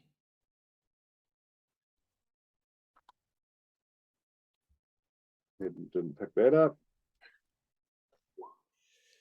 Whoops. Oh, Wow, that's 5 really successes. good. 5 successes. Okay, you control yourself, but you're fucking starving and you can feel the blood boiling in your veins. And I had a taste. You've had a taste of it and you're right on the edge of that frenzy. Now at this point, pretty much all the people in this bathroom have just started to take off. But I think you've got the taser girl cornered right now. So she's in the corner where there's no exit. But what you don't know is what's behind you, although you do have a mirror on your left, so you can kind of see out of your peripheral vision if anybody comes in behind you, but you do have to look a little bit to do that. I'm thinking I just need to cut my losses and get out of here and scare this woman into submission and then leave. Okay. All right. So is that what you're going to do? You're just going to turn? Yeah, I'm chickening out. I've failed and I'm like chickening out a bit. I'm not quite, up to this task yet. Right. Okay. So you turn and flee and head straight out the door. Okay. Where do you go once you hit the crowd? I want to locate Antheus is at the bar. Antheus and just motion that I like this. I got to get out of here. Just he goes. You come over to him and he says, "Where is she? Where are they?" Didn't go so well. Got interrupted. I need to fix this. Let me fix this. Tell me who it is. You see the taser girl come out of the bathroom looking around, and she immediately is going for one of the security officers, one of the bouncers. She's got a taser, and then there's another girl who's still in the bathroom, I think, with the blood on the neck. Okay, come with me. Come with me. And he heads towards the stairs that go up to the VIP room. Yep. Following after. All right, and he gets to the top of the stairs, and there's a security guard there, and he says something to him. He just leans into his ear and says something to the security guard, and the guy opens the door, and you two are allowed in. And now you're in this very calm space with a few people sitting around listening to lounge music. There's some dancers and there's some mortals about the place, and there's somebody behind the bar over there, and a few people that you probably recognize from your time here in the past. Pause there for a minute. Okay, so Chase, you're heading to the ranch? Yep. All right, so you pull up at the ranch. Bella, Make sure nobody's behind me. All right. I haven't. Yeah. Bella, are you going to the ranch too? I go via China, by the way. That's good. I have yet to talk to go. Nyanga Right. to call a Gangrel meeting Okay. and Very well. say that's where we will have it. Are you going Where I will also you're going to call her? I will probably call her. Okay. Well, she answers her phone. Belladonna, Nyanga. are you well? Not really. I have been meaning to catch up with you tonight anyway. I understand that there has been some problems. There has, and Zora is no longer on this plane of existence. Oh, Bella, I'm so sorry, Belladonna. I'm so sorry. Thank you. I think we should hold a Gangrel get together at the Gangrel Ranch. I also want that to be where we say our farewell to her. That sounds like a good idea. I will be on my way. Okay, thank you. I will make my excuses to the Primogen Council tonight, and I will be on my way. Perfect. Thank you. Very well. And I'm also going to spend probably the better half of an hour like getting some flowers and stuff for my garden all prepared. I'll also have Sledge perhaps help me out with getting her body. I'm not sure. I'm still not sure. Sorry. No, that's fine. I'm gonna text him. He's okay. You text him. He says, "Sorry, can't. Getting a Ducati." Well, help. I don't have a retainer anymore, so I can't get anyone to help me out with this. He's like, "Well, I can be there in an hour and a half." With Zora? He goes, It's "Hold all on." right. I'll figure it out. Well, I'll tell you what. Randy and Jackie are still at your house. Okay, I'll get the boys to help me. Okay. All And right. I'll help them. I mean, they can help me. We'll get something. We'll bring her to the Gangrel Ranch, as well as a bunch of flowers All and right. everything. Fair enough. Lots of crystals. Jackie's really helpful. Randy thinks that he's trying to supervise. Right. Okay. You know, he's mostly gets in the way. But yep. Okay, so you get that all together. I'm sending a message to both Chase and Jimmy. Okay. We'll be putting Zora to rest tonight. Okay. At the Gangrel Ranch. Very good. Honorary Chase, Gangrel. Yep. when you get to the ranch, you have literally been there for like a minute when your phone rings. I answer it. Chase, Vincenzi. Vincenzi? I haven't heard from you tonight. What's going on? They're gonna lay Zora to rest tonight. Do I need to be there for that? Probably should. I wouldn't mind. Ask Jimmy if he wants to come, and can you get him, please? Yeah, okay. All right. So where's this going down? It's going down at the ranch. You know where the ranch is. Okay. Yeah. Okay. And you got everything prepared for that then? I imagine Bells has. Okay. All right. Okay, well, you want me to get you some fucking flowers or something? Yeah, no, I want to get her something living like a plant or something. Plant. Yes, Huh. a plant that belongs in this area, something like that. Okay. I think she likes something living, not dead. Living. Okay, a plant. You know Uh, how fucking hard it's gonna be to find a plant at this hour? Go to and that man that has the oh, I forget the name of it, but Deli Plaza? Is yeah, that... the Deli Plaza. Go to the Deli Plaza, you'll find it there. You reckon they got a garden center in there? I reckon they got a garden center.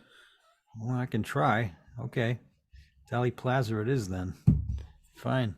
Okay, so when do I need to be there? Because it's going to take me like an hour to get to the Deli Plaza and then back again and shit. And you want me to pick up Jimmy and all of that, right? Yeah. Okay, well, I'll probably see you like in an hour and a half then. Okay. Okay. Over and out. Bye. I'm also gonna mention to Yayan as well on text. Okay. All right. Fair, cool. Yeah. Okay, cool. So, after you've done all that, Bella, what do you do? I don't have a hippie van anymore. You don't. It's gone. So Randy offers to drive you over to the ranch. I would like that Okay. more than anything. No problem. Actually, Zora back would be amazing. Yeah. Wish I could help you with that. Come on. How are we going to get her over there, by the way? She can't come on a bike. I know. We need to get a truck. Truck. Fuck. Okay. Randy, Jackie, he says, can you go and get us a truck? He's like, why do I have to get the truck? Why don't you get the fucking truck? I've got a truck. You're not there. Yeah. So they argue over it, and in the end, Randy pulls rank and gets Jackie to go and get the truck. So you spend another half an hour waiting for Jackie to come back with the truck. Marshall. So upstairs at the club, Antheus takes you across the room to this very tidy looking fellow. He looks like he's very well off, Hispanic looking fellow. His hair is all slicked back. He's wearing an immaculate and expensive suit. And he says, Antheus takes you over to me and says, I'm going to introduce you to this guy. His name is Brennan Thornhill. We met not so long ago. You gave me a You know chance Brennan? to do my set on the tables. Right. Well, what you probably didn't know then, but you should know now, is that Brennan Thornhill is the childer of the prince. One of many childer of the prince. He's a Ventru. That's the name of his clan. Okay, they call themselves Blue Bloods. The blood's not really blue. I can attest to that. But anyhow, he owns this club. He's going to be a pretty nice guy, probably to you. Okay, but you don't want to push him too far anyway. But what he can do is help you get access to what you want. And if what it is that you want the most is, you're looking for a kind of Vitae that has a certain flavor to it, he can probably help you out with that. Okay. Okay, thank you. So he takes you over, and Brennan looks at you. Have I not met you before? Not so long ago, yeah. Familiar to me, under different circumstances. You were the DJ here not more than a week ago. That's right. Right. I do remember you. Huh. I see things have changed. Yeah. Just getting used to this. Antheus says, Brennan, we need to talk, okay? I need to talk with you. Can you take us somewhere quiet? Brennan looks around and he says, come with me. And he goes over to the elevator that's in the back of the upstairs VIP room, and he presses the button, enters a code, the doors open. Please step inside. You want to go down there? Yes, I think this is the best place for this conversation. At least we can talk in the elevator for now. You step into the elevator, and So does Antheus and Brennan, and the doors close, and Brennan puts his finger on the button to hold the doors closed. What is it? What's going on? Antheus says, okay, Mr. Thornhill, I greatly appreciate it if you can keep this conversation to yourself. I'm intending to go and speak with your sire about this exact matter in a little matter of hours, but I need you to, until then, just keep this to yourself, okay, if you don't mind. I need some assistance here. Our friend here, his name is Marshall Rogers. No doubt you know that because he's already worked for you. He's just become kindred. I'm his sire. This was the result of a very specific incident that, let's just say, it required extreme measures. Brennan nods to him. I see. So, under some kind of extreme circumstances, you have made this one into a vampire. And you have come to me because you are looking to help him feed. And Antheus just kind of nods a little bit, not quite embarrassed, but you know, he can see that Brennan's got him all figured out. And Brennan turns to you. He says, "Don't worry, my friend. I will look after you tonight. Thank you, sir. Come." And he presses the B button on the elevator, and it starts to move. And it goes down about 3 floors underground, and it opens up, and in front of you is this black wall, concrete wall, painted pitch black, and there's like neon graffiti on it. And that neon graffiti has like images of vampire fangs and bats and some silly shit like that on it. He says, "This is the labyrinth. Normally, I charge $10,000 for 1 hour to access to this place. Wow. But seeing as you are a friend of my friend here, Antheus, I can give you 20 minutes for free. Now, my security guard told me that there was an incident in the bathroom. Yeah, I'm sorry about that. First time nerves, man.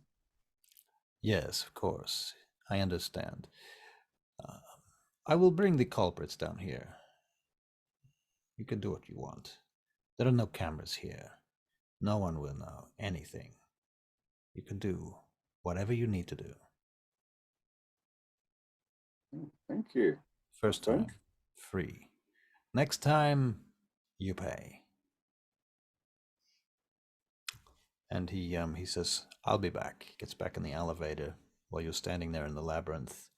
Antheus says to you, "Do you want me to stay here, or you want me to leave you alone for a while? You might want to experiment. I don't know." Yeah, I'm a bit nervous about this now. I thought I'd be really good, but yeah. You know, it takes practice. It's not as easy as it sounds, you know. It took me like 6 months before I really nailed it, you know. If you would like to join me, sure. Okay, I will stay with you. There are certain powers I have that might assist you. So, the best. Brennan heads off back up the elevator, and the elevator returns a few minutes later with 2 of the girls from the bathroom. The one with the taser, who no longer has a taser, and the original one that you took in there to begin with. And they look oddly docile. And they step out of the elevator. You see there's like a security guard behind them who just sort of gently pushes them forward out of the elevator. They begin to get a bit wide-eyed when they see you, and then the doors close behind them. Whoomp. And Antheus just steps back, lights a cigarette, and leans against the wall. Ladies, I just want to apologize about the misunderstanding in the bathroom earlier. So they look at each other and they look back at you. They look like they're hyperventilating. We got off to a bad start on the wrong foot, so I thought we'd invite you down into the most exquisite part of this club. not many people get to come down here. For This is smiling now. there's things down here that most people don't get to experience. So, would you like to come with us? They look at you. Do you want to make one of them persuasion checks? One of them charisma-based persuasion checks may or may not involve your seductions, extra dices. Persuasion. May or may not. Well, it's up to you if you want to be. Are you persuading them, or are you seducing them? I'm doing persuasion, charisma. Okay.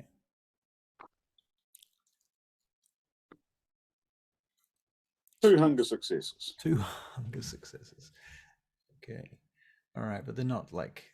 Yeah. Okay. Cool. It's nothing. It's just successes. Yep. Very good. Okay. So, they choose to follow you, tentatively. As they're going past you, Antheus looks over at them, and he says, "Hey, ladies," and they turn and look at him, and he turns to the first one, and he says, looking directly in her eyes, he says, "Follow him." And the first one sort of walks up to you. The other one just goes along with it. Walks up to me. I put my arm around her shoulder and walk into wherever we can walk into. Okay, well, what you discover is that this place is a maze, literally a maze of black walls. There are little rooms in different places with like red leather armchairs and a lamp and a coffee table. There's another area where there's a piano. There's another area where there's a fucking fighting pit. There's all these little areas that seem to be kind of customized to different tastes. Feel free to invent one if you want. Just one with a couch and All right. something simple. All right, definitely. Couple of leather red sofas. Yeah. Yeah, no problem. There's a big mirror on the wall behind it with a golden frame, gold-edged frame. All right. And at this point, you're going to try what you tried before, I assume. Yeah. All right. So we are going to make another frenzy check.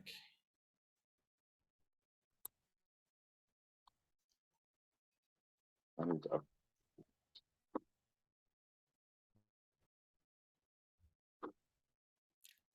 Okay, so yeah, all right. So you do not frenzy, and you can slake 1 point of hunger. How much do you drink? I mean, you can take this as far as you want. If you want to drink her all the way to killing her, that will slake all your hunger. I've only got one cross. 1 cross on hunger. I've got 5 full dots. Does hunger work? Oh, the cross is like it's like deleting them. That's what the cross is. So yeah, there's the X allows you to delete those. Yeah, it's not like an actual thing. Ah, right. So I've got 5. So you got 5 dots full. Right. 5 so dots you're full. Extremely hungry. Right. Is what that means. That's how many of your dice get turned into hunger dice when you roll your hunger. Because I've never fed. This is my first time feeding. So Right. Okay. Right. So, Gotcha. Okay. Well, yeah. So you don't frenzy, but you're definitely feeling it. And every time you like, over a period of a couple of minutes, you can like basically reduce your hunger. But what will happen is if you take her down to death, you would make a humanity check or a frenzy check. Sorry, what am I saying? Remorse check, I guess. Still getting my head around this V5 business. But you don't want to kill her, right? No, I don't. I don't want to do too much. So I'll have a good old suck of the salve or the cab. All right. Suck of the Merlot. You can bring your hunger down to just 2 dots, in which case, and then we're going to make another frenzy check to see if you can pull out. Right. so to speak. That sounds rude, doesn't it?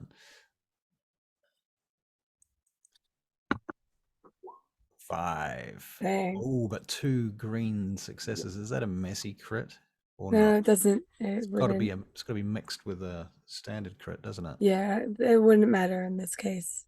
Yeah, because you're feeding. Anyway, okay. So again, you do not frenzy. Well done.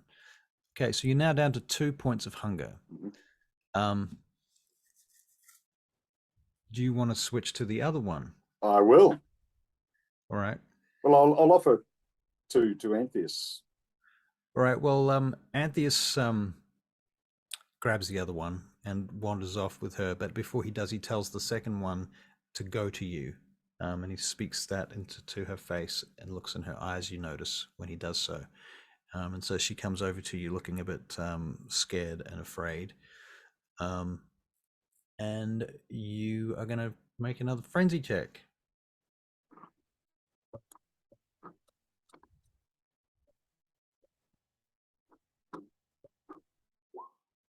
Three successes. 3. Excellent. Okay, so you can bring her down. You can bring your hunger down to 1 point, which I believe is as low as you can go in 5th edition without killing someone. Yeah. Okay.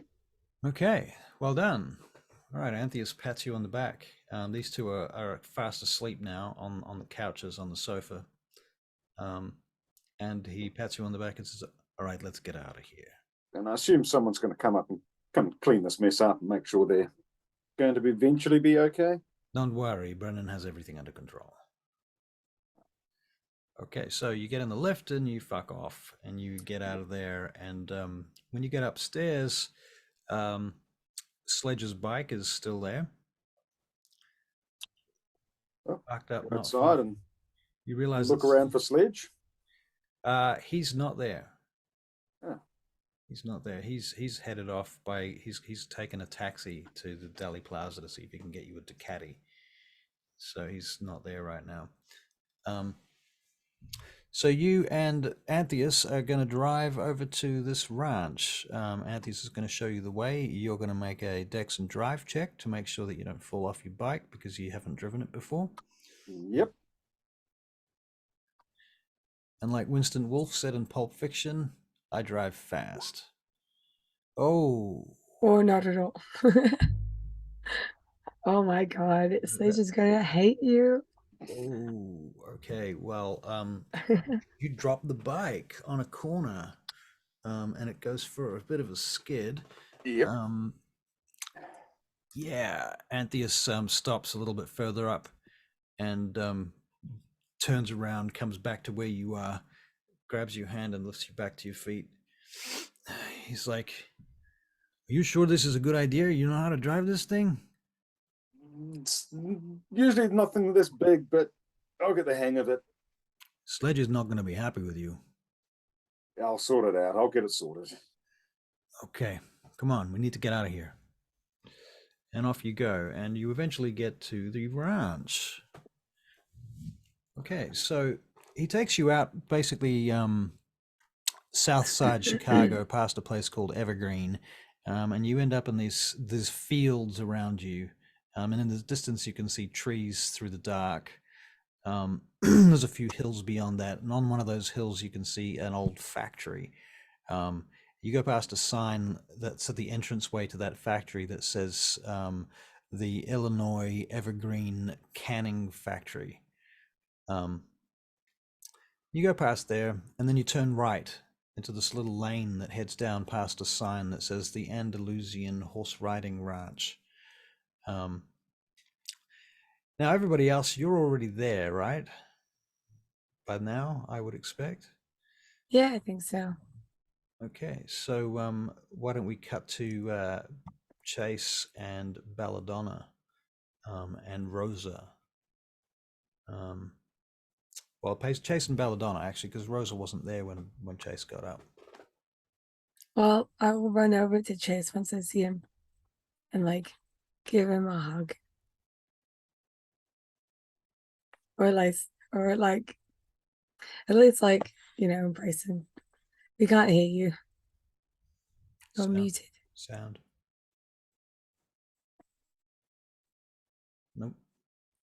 Nope. Nope. Nope. I watched the movie Nope the other day. It was all right. Yeah, that's My button's not working. He hugs her back, and he looks at her and says, "How you doing?" What do I say to that? I think you just said enough. Come on. Is Jimmy here? I really want to give him a hug too. not yet. Vin, Vincenzo's bringing him. Okay, good. So I have her. I have a whole bunch of flowers and stuff like that. Oh, there's a truck parked over there. You can see Jackie is sitting in the front of it. You see a motorcycle coming down the road. It's Randy. I'll just pat Chase, and then go to Jackie. He gets out of the truck. What do you want us to do with her, Bella? I want to take her up to all this like point over there in the direction. It was The like woods. by a waterfall, where the moon shines brightest in Belladonna's eyes. Are we gonna take a box up there, or you want to just take her on a horse or something? I don't know. Thought maybe you could carry it. You could do that if you want. Might be best. Like You hear another 2 bikes coming. That's gonna be Antheus and Marshall. yeah. You know, I thought like a funeral procession. Yeah, Is that sure, that's a ideal? good idea. Okay, so we're gonna do a few. Okay, so we're gonna be like pallbearers. Okay, I get it. So, who do you want to be the pallbearers? Are you gonna have something to say or anything like that? Well, I want you, and I want Chase, Jimmy, Okay, and maybe me. probably you. Mm. Yeah, makes sense. Anyone else? Do you want Randy? If Anthony? Randy doesn't mind. Or you could get the new guy. I don't know. I don't know. I feel like people that knew her Sure. should do that. Marshall, And you pull up at this ranch. Basically, there's 3 or 4 buildings next to some stables. One of them is an office. One of them looks like some sort of warehousey thing that might have gear in it or something. You don't know. There's a few car parks around. Antheus gets off his bike. He comes and examines your bike now. Yeah, it's going to be okay, I think. So these 2 come wandering over towards you guys, I assume. Does do my people get there? Not yet. well, I'll give actually, them a phone call. Okay. You're calling up Vincenzi, yeah? Yeah. Hey, Chase. Okay, so what do you think? Evergreen or we got these flowers that's still growing there in a plot at what are they called? Begonias. Something Just like get that one and get here as soon as you can. that. Okay. I got Jimmy with me already. I picked him up. Yep. Get here as soon as you can. He's telling me something else here. He says I should get these ones. Look, I'm just gonna get something, okay? I'll see you soon. Give me like 20 minutes, okay? I'm gonna drive fast. 20 minutes. 20 minutes. He goes to everybody. Give me 20 minutes. Okay. Hey Bella, how you doing up? Doing okay? oh yeah, I'm fine. What about you? Did you get some food? Eventually got off to a bit of a crap start, but you know, they're Mm, good at the club there. They helped me out, and Antheus is showing me the way. that's good. If there was ever a teacher, Antheus is right up there with being that teacher. Didn't quite realize I had these great big sharp pointy things, and showing them to people doesn't really Oh, go definitely down well. don't show them. Yeah. You'll figure it out eventually. I personally prefer don't tell Rosa, but I prefer animals. I just don't want to hurt anyone, you know? Yeah. You hear Randy say, I think Young is here. That's her car. You're definitely gonna want to see her, or she's going to want to see you. Yeah. So why don't I Yes, introduce you mention to that her? name. Thank you. Okay, Come so on. this black Jeep pulls up. It's quite intimidating actually from the outside. And then this short woman with an afro, she looks like she's about 100 years old, leaning on a stick, wearing kind of I guess a brown dress with a pattern on it. It's fairly normal looking. She's got some beads around her neck and some more beads around her wrists and what have you. And she steps out of this vehicle and she looks up at you and she smiles, this warm smile. And she says, well, well. She starts kind of not exactly hobbling, but she's definitely leaning on the stick as she moves towards you, her back a little crooked. She starts walking in the direction of your group. Jackie comes over immediately, a little bit excitedly. Randy casually walks up behind the group. Antheus stands back. What does Chase do? Unmutes himself. Chase unmutes himself. His button's not working. Bang it! Smash that damn button. I'm smashing. Okay. Right. We have to push it down hard. Okay. Chase is kind of just helping the guys with anything they need, anything they need at all, waiting for his group to come. Okay, so he just sort of hangs back at the moment. Yeah. Okay, and Younger flashes up her eyes at you for a moment, Chase, because you're the outsider. You're the one person here that's not Gangrel. But she still smiles to you. And then she looks at the rest of you as you kind of pulling around her. Well, Belladonna, she puts her arms around Younger. you. Oh, I am so sorry for your loss. thank you. These are very trying times. I wish I hadn't lost her. Of course, Bella. Of course you did not lose her. But we must find ways to move forward. But I'm worried about her, actually. I think she's in between worlds. She looks at you with a little concern. What do you mean? Well, she was communicating with me. How? Well, you know how I am with ghosts and stuff, spirits. She can communicate with me still. She puts her hand on your shoulder. Where is she now? No. Well, she was originally at our home. I brought her cards here, so they might glimmer with her energy. My dear, where is her body now? Oh, in the truck. Okay.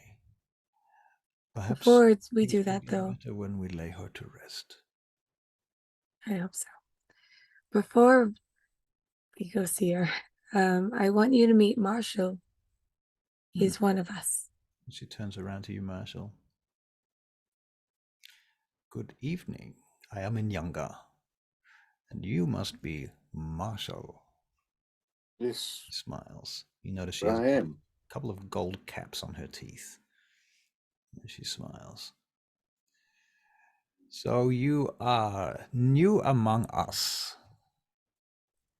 Yes, I most certainly am.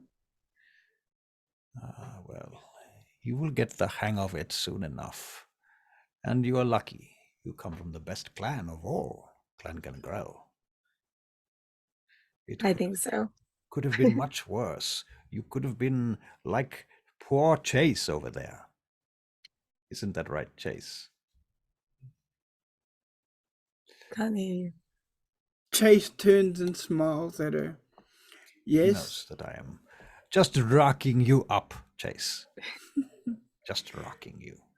It's okay. So we have trying and troubled times here, and another tragedy to deal with. It is very unfortunate. Just so close to the last one.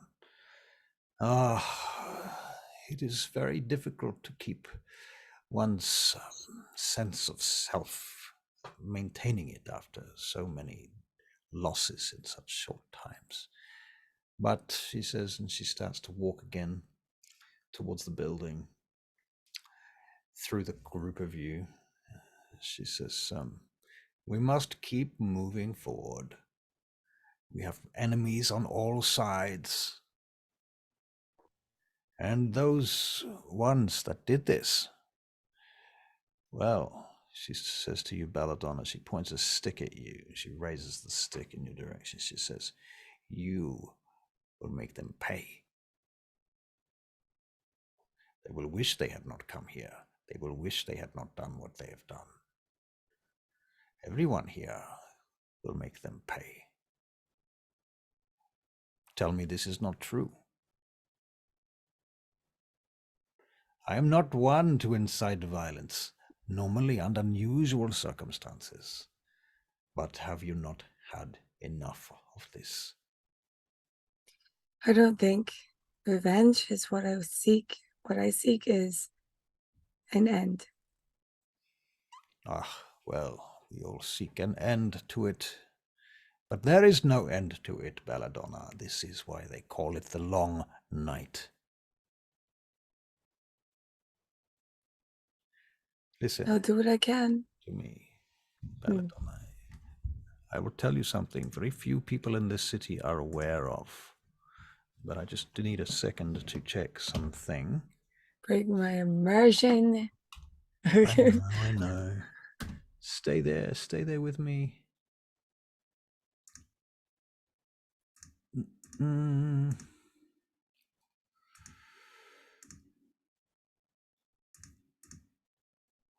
on. Why are you so slow searching the document? Is there anything in particular you're looking for? It's in the Chicago book. I can't. I want an exact thing. Come on, why is this so fucking difficult? I wish they could organize their books better.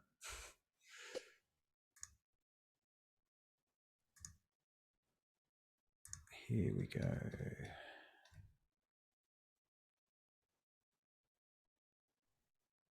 She says, this is something that very few people in this city know. Very few people in the New World even know about me. I have been walking this earth in myriad forms for nearly 1,600 years. I am among the eldest kindred on this continent. There are few as old as I. Very few of them are in this city, perhaps 2 or 3, actually. Chicago is very popular. In that time, Belladonna, I have seen so many pointless, countless deaths, so much loss, so much pain. You cannot imagine it. How does one continue through with all of the pain and loss? Well, one has to find ways. The hardest part is to maintain oneself inside of it. Not to find oneself falling to the beast. This is the trick, yes. This is the trick. So, If you want to survive, Bella, if any of you want to survive, and she looks at you, Marshall, if any of you want to survive for a long time, you will need to find a strategy to deal with this kind of pain, because it will come back and it will haunt you over and over again.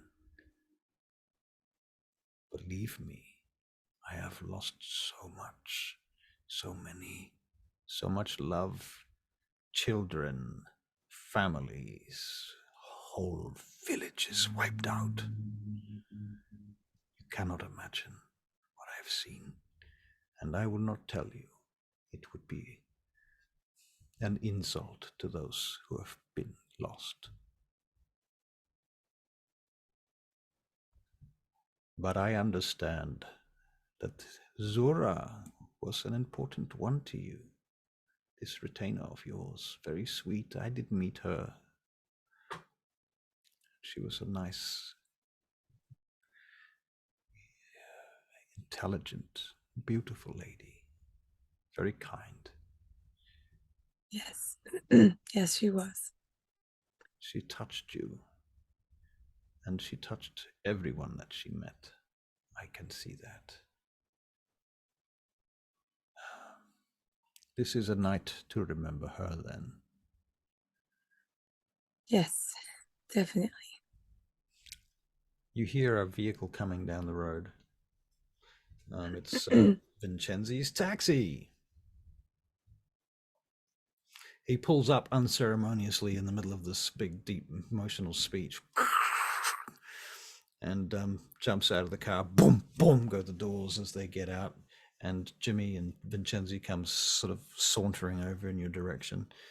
Vincenzi's kind of brash, but Jimmy's walking in a kind of more sullen tone, if you like.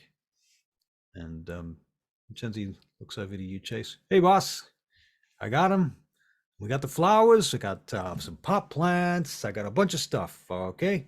So, oh yeah, and I we got a card for you, Bella. Hands you a card. Vincenzi. Thank you. Not to say so. You know, we did our best. You know, I know this is a hard time, right? I will give, like, without any warning, I'm gonna give Jimmy a hug and All just like hold him there. All right. Jimmy stands there and he hugs you back. He doesn't cry or anything. He doesn't break form, but he hugs you back. If there's anything you want to say to her, Yeah. I'll probably want to say something to her, but I'll just wait till everybody's done. You know. I'm real sorry, Ballard. I'm real sorry. You must be real caught up about this, and I wish I could have done something. I was in the truck when everything happened, and then the truck got hit, and that's when he starts crying. It's okay. It's okay. It's not your fault. I know it's not my fault, you know, but I could have maybe been there or something. I just wish I could have been there. That's all. I know I couldn't do anything, you know. It's not like any of us had any kind of ability to do anything, you know. Out of game, Chase, have you had a chance to tell him what happened exactly or not? No, you haven't spoken about it. No, and I don't think it's the right time to. Right. I do. I kind of want to know what happened exactly, but yeah, she was a real special lady, you know, and she was a good friend. I can tell that you two were close. Yeah. In those last few days. Yeah. Weeks. We were kind of talking about dating and shit, you know. And I know. I can tell. You two are so cute. I wanted to leave you to it. Yeah. Well. I brought her a tarot deck. Would you like to pull one of her cards? Oh no, no, no! I don't do. Okay, Just one. all I'll right. like Pull a shuffle card them. for me. All right. Put them away. That was foolish. It's fine. Let's see. What shall it be? So what's going through Marshall's mind at the moment? I'm just observing, watching all this happening, and kind of going, yeah, Are you it's all a bit freaking above kidding my me? head, but these are pretty choice people. This is so sad. Hmm.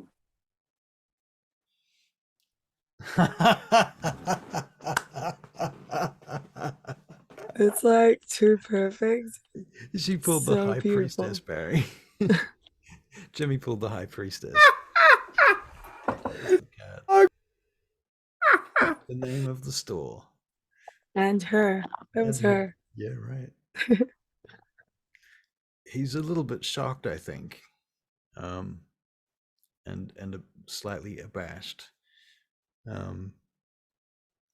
He says, I'm just gonna go and sit down. It's He okay. goes over to the building where there's the rocking chair sitting out the front of the building, and he just goes and sits down. So out of game, basically you guys are going to form a procession Mhm. and head on up into the woods, carrying the coffin out of the back of the truck. Yes. So without too much further ado, that is what you do. As you're heading out that way, I will get everyone to make a perception check, a witness check, wits and awareness. I will do yours for you, Chase. Oh, just the one. Just the one. Awareness. Sad. I'm in the moment. Sad and in the moment. Makes sense. Chase Hamilton gets 110.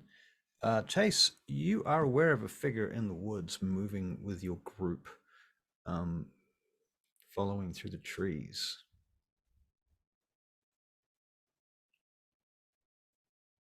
Is that the same as Marshall? Marshall, did you get one as well? He got 3. You I got 3 successes. Shit. Okay, so Marshall, you're aware of the same figure moving through the woods, up to the right-hand side. They're not being especially stealthy, but they're keeping their distance. Is Antheus near me? Yep. I'll sort of motion, get his attention and point off into the trees. Antheus, he says, keep your eyes ahead. Do so. You might have already met him. His name is Urian. He's a friend of Belladonna's. We don't know him very well, but we're not even sure what clan he is. I don't know what he's doing here.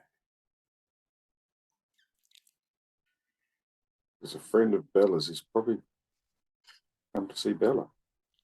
Yeah, no doubt. That's why we're just, if he wants to approach, he can, we're not going to stop him, but we don't, I don't know. I don't want to offend him, and he probably doesn't want to offend us too. So we'll just have this real careful kind of situation. So you head out up to the waterfall. It takes like an hour to walk up there. Does anyone say anything to anybody else over that? I think Inyanga might make a few comments about some of the trees at different times. She says, "Oh, this one has grown a lot since blah blah blah," and points out some wildlife and animals and things. And she tells you a story about Terrace.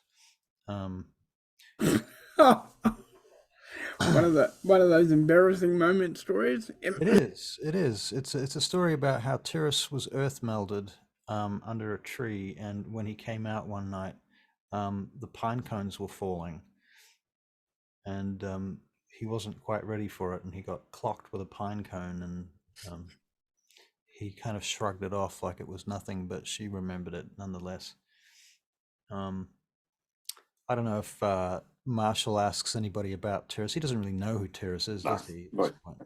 I just hear the names. You've heard the names popping up. Yeah. Yep. Okay. Don't ask questions. Don't ask questions. Fair call. Okay, and so eventually you get up to this lake next to a waterfall, and in the distance you can see the factory if you face the wrong way. Because let's face it, you're still in the Chicago municipality kind of area. You can't ever get that far away from the city, but if you face the right direction, it looks beautiful and looks like it's all just trees and stuff, which is the way you kind of turn the procession to face. Can I get another perception check now? Yes. Same as the last one. Witness checks. 1 for you, Marshall. 2 Three. 3 for Belladonna.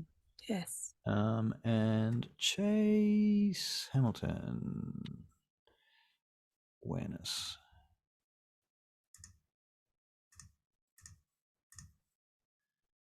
Chase gets 1 success. Chase, why are you're obviously very focused. Sound. Press harder. It's a sad event, Sad event. you know, and yeah, I'm focusing on this and watching out for people. Marshall, you see a figure coming over the hill,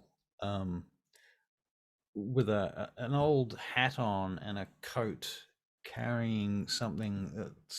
First, you think it's like a stick or like a walking stick or something, but then they hoist it up on their shoulder as they stop on the hill, silhouetted by the starlight behind them and the city lights in the distance.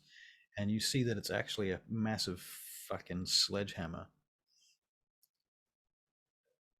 Do I feel threatened by this? Is he close to enough to hurt? He's a distance away? This is like 100 meters away. Right.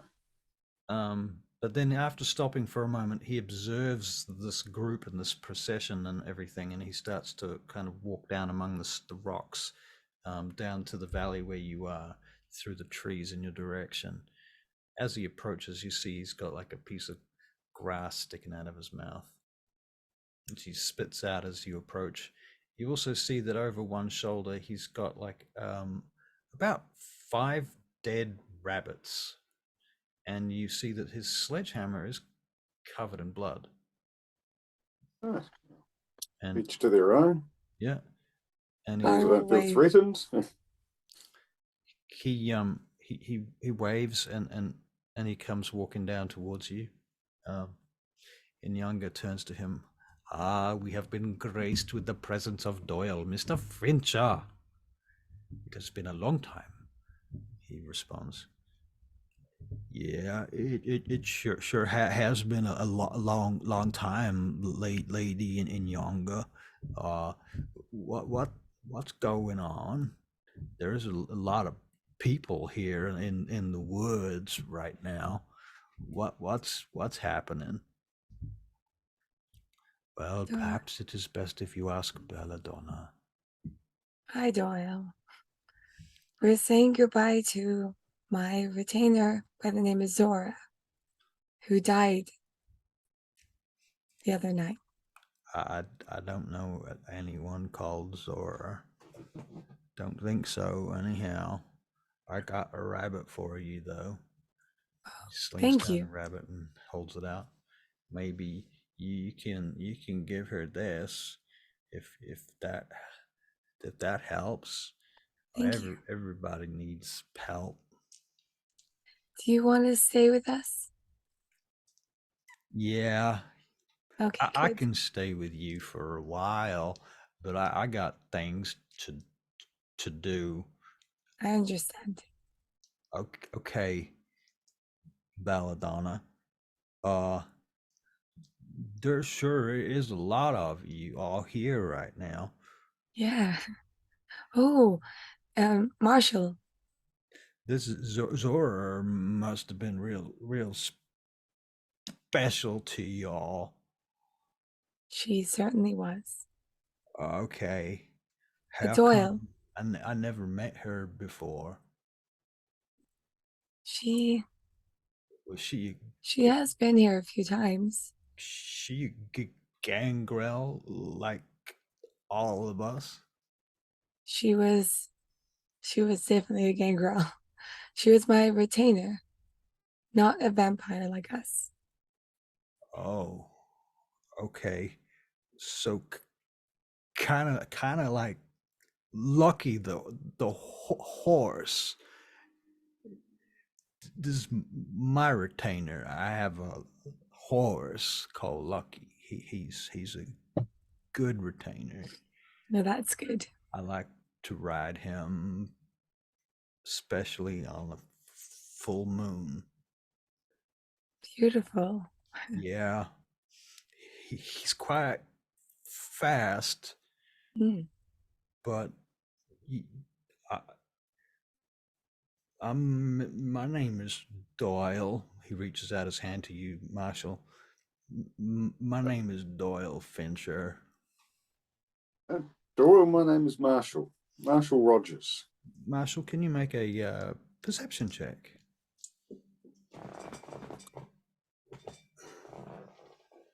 One on one. And Doyle takes off his hat to greet you and reaches out his hand to you. You notice that part of his head is somewhat deformed. Like he's had some kind of serious accident that's impacted. And I've been resisting the urge to make comment or something on his mental capabilities because his character's trying not to snigger or something just because he's a dick. Yeah. Right. My characters. Fair enough. Not Doyle. So I'm really trying to control myself that I don't copy his accent. Oh, hi, Doyle. My name's Marshall. I'm on the edge of doing that. It's just my character's like. Yeah. All right. Fair call. Okay. Yeah. Your name is Marshall. Like, are you the law? Oh no. Because you're not like you're not. He turns back to you, Bella, and to Anyanga who's next to you. He is Marshall the new Archon here? No. You look like you could be an Archon, Mr. Marshall. You got that kind of look about you, like you might be the law. You could be a lawman. Yeah, don't quite really know what that means, but no, I'm not the law. I don't like the law. Mr. Marshall here, says Anyanga, he is new among us. He is like a new vampire. Very new. Just brand new, like real new. Rosa. Rosa comes over. This is Marshall. Marshall, this is Rosa. It's nice to meet you, she says, and extends a hand. Rosa has an incredible bitch face. Like, she's beautiful, but she's got the bitch face from hell. She shakes your hand without any sign of emotion. Yeah. You wouldn't know that she had a soul, a heart, or a single shred of humanity from the way she looks at you. And she shakes your hand. Antheus is childer. She looks at you. Really? Really? I also don't know. I don't know. Like I know in my mind, like telepathically, I can see that she's like, why him? Exactly right. Yes. Yeah. So it's just respond like that. Yeah. No idea. Girl stuff. Yeah. Right. So Rosa, she greets you. She's I say about Rosa, really not a lot. She's pretty quiet most of the time, but when she gets talking, you probably don't want to be there because it's usually bad. All right. So Randy, he says, hey Doyle, you don't have a shovel, do you? I ain't got no shovel. No, I got my hammer though. Yeah, it's not gonna be much good, is it? Okay, people, what are we gonna do? What's the plan here? Anyone got a plan? Says Randy. We got this box. Our dear friend here is inside it. What do you want us to do now? We could float it off into the lake, Viking styles. I don't know. I don't think she would appreciate that. She's not a Viking. Right. Yeah, she's not a Viking. Well, I suppose we could dig a hole or something. But nobody here's got any tools. We didn't think that far. Right, we really didn't, did we? Not really, says Inyanga. This is very poor planning on our part. I hope We that dig. Huh? We dig. All right, Randy says, and he rolls up his sleeves. Jackie rolls up his sleeves. I probably don't have any sleeves. Sledge has already got his sleeves rolled up. Not Sledge, I mean to say Doyle. I get Sledge and Doyle confused because Doyle carries a sledgehammer. So I often fuck that up, but Okay, so you're going to rip out your claws, yeah? Yep. Okay. I'm a little bit, I'm on 4 hunger now, so I'm probably going to take, what's his name? Doyle up on his rabbits. Okay. Okay, so you are going to drink some rabbit. It's pretty gross, but That's how I feed. That's how you feed? Right. I don't feed on mortals anymore. Right. Okay, so you feed on some rabbits and you dig a hole. Everybody pitches in, everybody that's got wolf claws. Yep. Simon. Do you have wolf claws? Oh, is it just I haven't It's too chosen protein. those ones. Protein, yeah, I have Protein.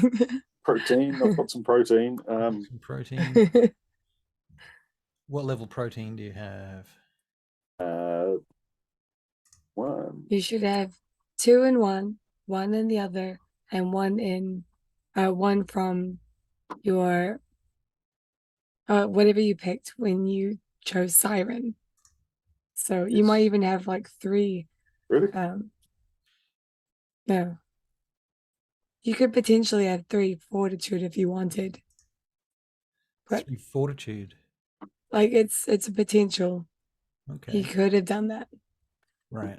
But are you saying he wouldn't have He would well, it all depends on what he wants, because you can put 2 in one in the other. He doesn't have to put in protein. Right. So But you he okay, did. so you're saying he could put it into fortitude if he wanted Yeah. We get fortitude and we also get animalism. Oh, so I thought we got to choose 2 out of those 3, but do we get all 3 of them? No. Those are your clan disciplines that are cheaper to buy. Yeah, you Doesn't put mean 2 in one. Don't automatically get them. You put 2 in one and 1 in the other. Yep. And then your Siren will either put 1 in presence or fortitude. Yeah. Right. So what do you think? Presence or fortitude? Because you are kind of, wanting to be able to charm people and stuff, Yeah. That might be the thing. I don't know. But fortitude is also really good. Yep. So I get animalism, fortitude, protein, and then I can choose presence. If you wanted to, yeah. So you want to pick a presence. Yeah, you with the others though, you gotta pick one, put 1 in 2, 1 in the other, but there will be 1 that you're not. Yep. You don't have any in. Right. Yep. Okay. Out of those 3. So which and one then are you in not going to have? Animalism. Okay. Very good. Okay. Very cool. 2 in It's not 1 in the for other. Then I got sorry. Why'd you put the 2 in? I'm getting it. I'm getting there. Okay. Getting there. Very good. It's all a bit funny. I put 2 into fortitude. Okay. 1 into protein and 1 into presence. So on top of fortitude disciplines. On top of your health, you should put 2 dots. On top of my health. Yeah. Another. Because that goes into your fortitude goes into your health. Right. So I've got 7 health now. I think it's 2 plus 3 plus 2. Yeah. So yeah. That's good. Cool. Yeah. Cool. So no, I don't have claws. Oh, actually, sorry. I didn't know there was another option. You can pick resilience or unswayable mind. So that just means you become harder to fall to things such as dominate or prisons.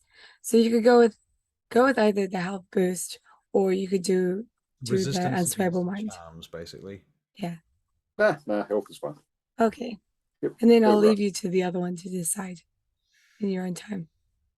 I'll read a bit more. Yeah, good idea. Yep, there's so many like combinations and Yeah. Definitely. All right. So you dig this hole, and Yep. after you are done, it's about how deep do you want this hole to be? Like 5 feet. We'll go with I think 6 because 6 is well, Yeah, it's what you say 6 it's feet the under, general bearing. but Yeah. also the like the number is actually pretty good. You know, it's balanced. All right. Fair enough. Okay, so you dig her a 6-foot hole and you lay the box down in it. Yep. Um, Gently. it's going to be more But like a den with these animals digging it. It's not really going to be like a grave. it's With the always nice not sharp sides, it's going to it be like doesn't a have sharp all sides. we It's a have. hole. Okay. It's Give totally. us a big fucking break. den. It's a pit. Yep. Yep. Okay. And but you do dig it deep enough and flat enough at the bottom that you can lay the box in it. I'll put some lily of the valley on top of it as well. Okay. All right. And Vincenzi gives you Chase some options between a pot plant and some flowers. Okay. To Belladonna, which do you think? Why don't you put the flowers in and we'll plant the pot plant up top. Okay. What a perfect idea, says Vincenzi. Okay, so you guys do that. Blah de blah, yada yada, and it is done. And Put so, some pot plants on top. all right. So time goes by, and does anyone want to say anything? Should we? I will say something with my raspy voice. Well, when I first met Zora of the Valley, she was the most beautiful creature I'd ever seen, most beautiful woman. I met her at a Rolling Stones concert. She had her top off, and she was flailing her bra around and threw it at the front man. She was beautiful. It was like the lights just hit her in all the perfect ways. And I knew from then on that she would be the love of my life. And for a long time we had been groupies together. But one time there was a night where I felt that my journey had to come to an end. And I did. We went our separate ways. And I became a vampire when I was hitchhiking. And the first thing I wanted to do was find her again. So I spent a good part of 10 years searching for her, and I found her. And she was teaching all these women about empowerment and the goddess. And yeah, once again, she was one of the most beautiful creatures I'd seen. And I will always remember her in that light, in her beautifulness, And younger her claps. extraordinariness. I don't want her to go. I really don't. But I think that wherever she is, the goddess will embrace her again. We will make sure of that.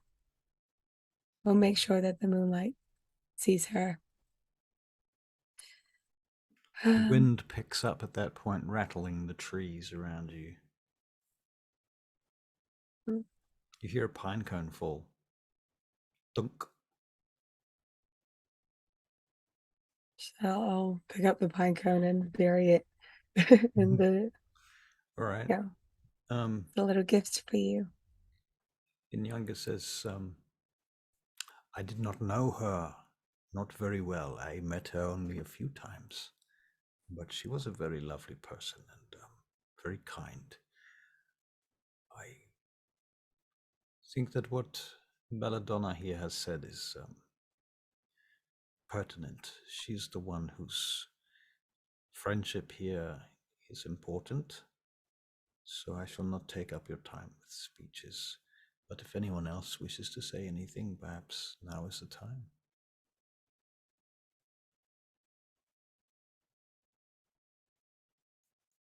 Chase, Randy, Jackie, I look at Jimmy.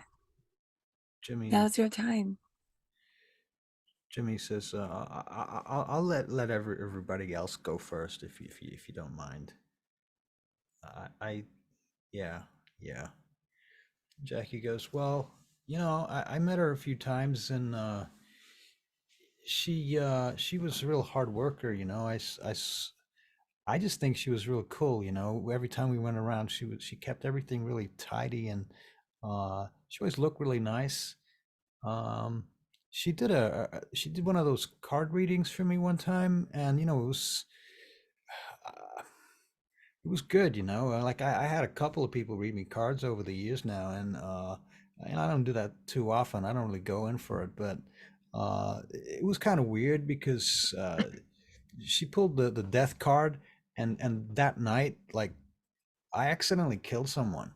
And so, it was kind of weird. Like, I was not really expecting that. So I suppose she must have been pretty good at it, because that was fucking trippy. And there was another time when she pulled out the tower card, and we went to the Sears Tower like that same day. Like, fuck. Like, wow, my mind was like blown. So she must have been really good at that. So I just wanted to say that she was really good at that. And yeah, I'm real sorry, Bells. It's okay, Jackie. That was beautiful. Randy takes off his sunglasses and he goes, well, I didn't really know her at all. I met her a few times, same as Jackie here. She didn't do any card readings or anything like that, but, I parked in her handicap park out the front once, and she told me off that one time, so I had to move my bike, because I knew that if I didn't move my bike, Belladonna here would give me fucking assholes about it for fucking weeks. So, I can't really add too much, but I can say that I'm sorry, Bella. Sorry for what you're going through, Yeah, that's all I want to say.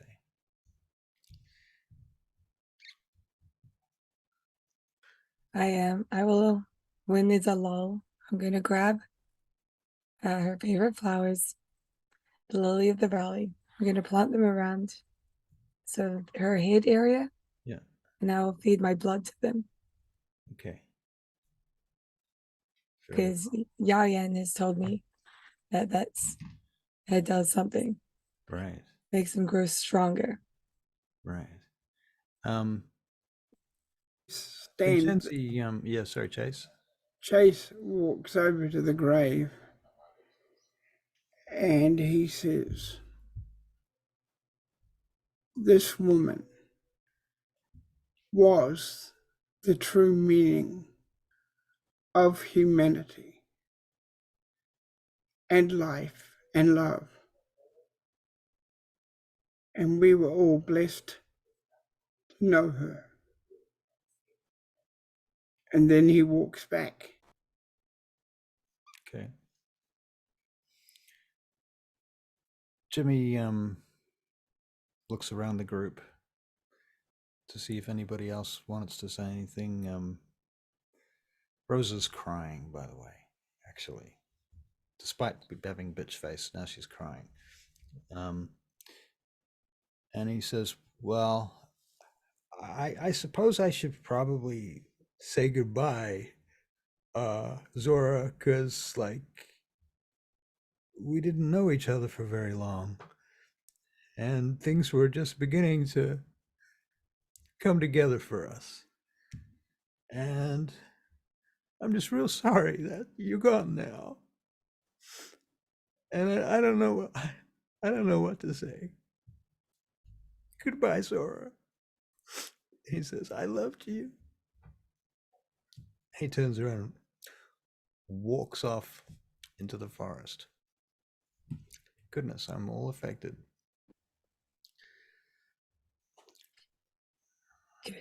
Good. You did this. This is a product of your undoing. So We could talk about that, but we won't. Once everything's sort of like once everything is done, Yeah. all our words, Yeah. I'm gonna start howling. Yeah. Right. I would do it, but my voice is fucked. So Well, those that want to howl, some oh, of them probably transform into wolves. yeah. And Marshall, that might be quite disturbing. Yeah. Mind you, I have seen You seen Valor as them turn into a bat. a bat. Right. You've seen her as a wolf, but not the transformation. No. I wonder if you even realized that I was Diane the entire time. Right. And she transforms now. Are you going to transform? I'll do it, sure. Right. So if you transform now, then you might recognize the wolf dog that you met Yes. as for who she was.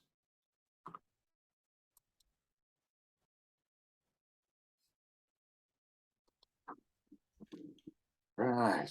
Got all this. Okay. So after that is all over with, I assume everybody. Oh, yeah. No, Nyanga doesn't transform. She just sits down and watches everybody else. Anyway, after that's all over and done with, you guys walk back to the ranch. Yeah. Might give Jimmy some space as well. Okay. Jimmy probably hangs back for a few minutes at the end. Yeah. And you guys, he follows you about 20 minutes after you get back to the ranch. Yeah. Okay. Well, It's crazy that I pulled that card though. right, wasn't it? So you get back to the ranch and check your phones, I suppose, at some point. In fact, Antheus, you don't even need to check your phones because Antheus says to you, okay, people, we need to move to our next point of business tonight. I'm sorry to do this to you all, but we've got pertinent business. He turns to Marshall. He says, as you know, last night I made Marshall. He's now my childer. He's a vampire, clearly. And we have some issues to attend to. The prince is going to want to know about this, and I'm going to have to set him straight about how this happened, why it happened. And as you are my clan members, I'm going to ask you who were present at the time to come with us in order to help me validate the occurrence. Does everybody understand that? So if you would be so kind as to stand up for our friend here, Marshall, and explain why he is an important asset to us. Isn't that right, Marshall? He looks at you. Okay, so yeah, I don't want to die again. No, you don't, and I don't want you to die either, and I also don't want to be killed for having made you. So let's get this show on the road, people. Vehicles. Okay, so you're going with him, and then starts organizing people to get in vehicles. And you head out on the road, heading back Before to the we city. go, I'll look out to see if Yaryan's there. Yayan is there. He smiles at you from you can't tell if he's smiling, but you see him in the woods.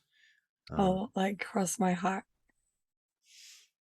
He bows his head and turns and disappears into the forest.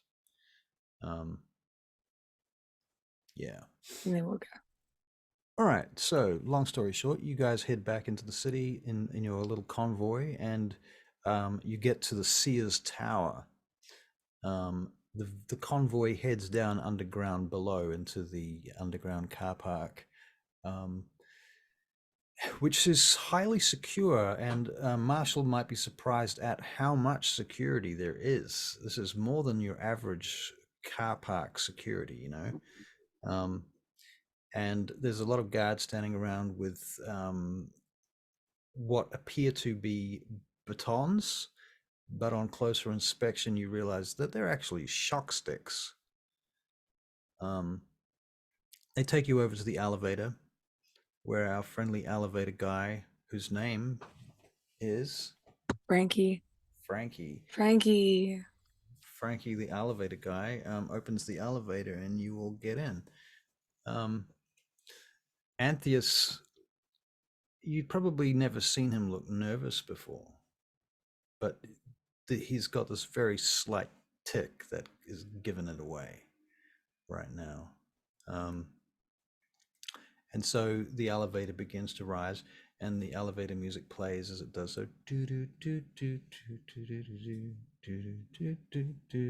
And it goes on and it goes on, and it's like you get to the 50th floor, you go past Secure Corp, keeps going.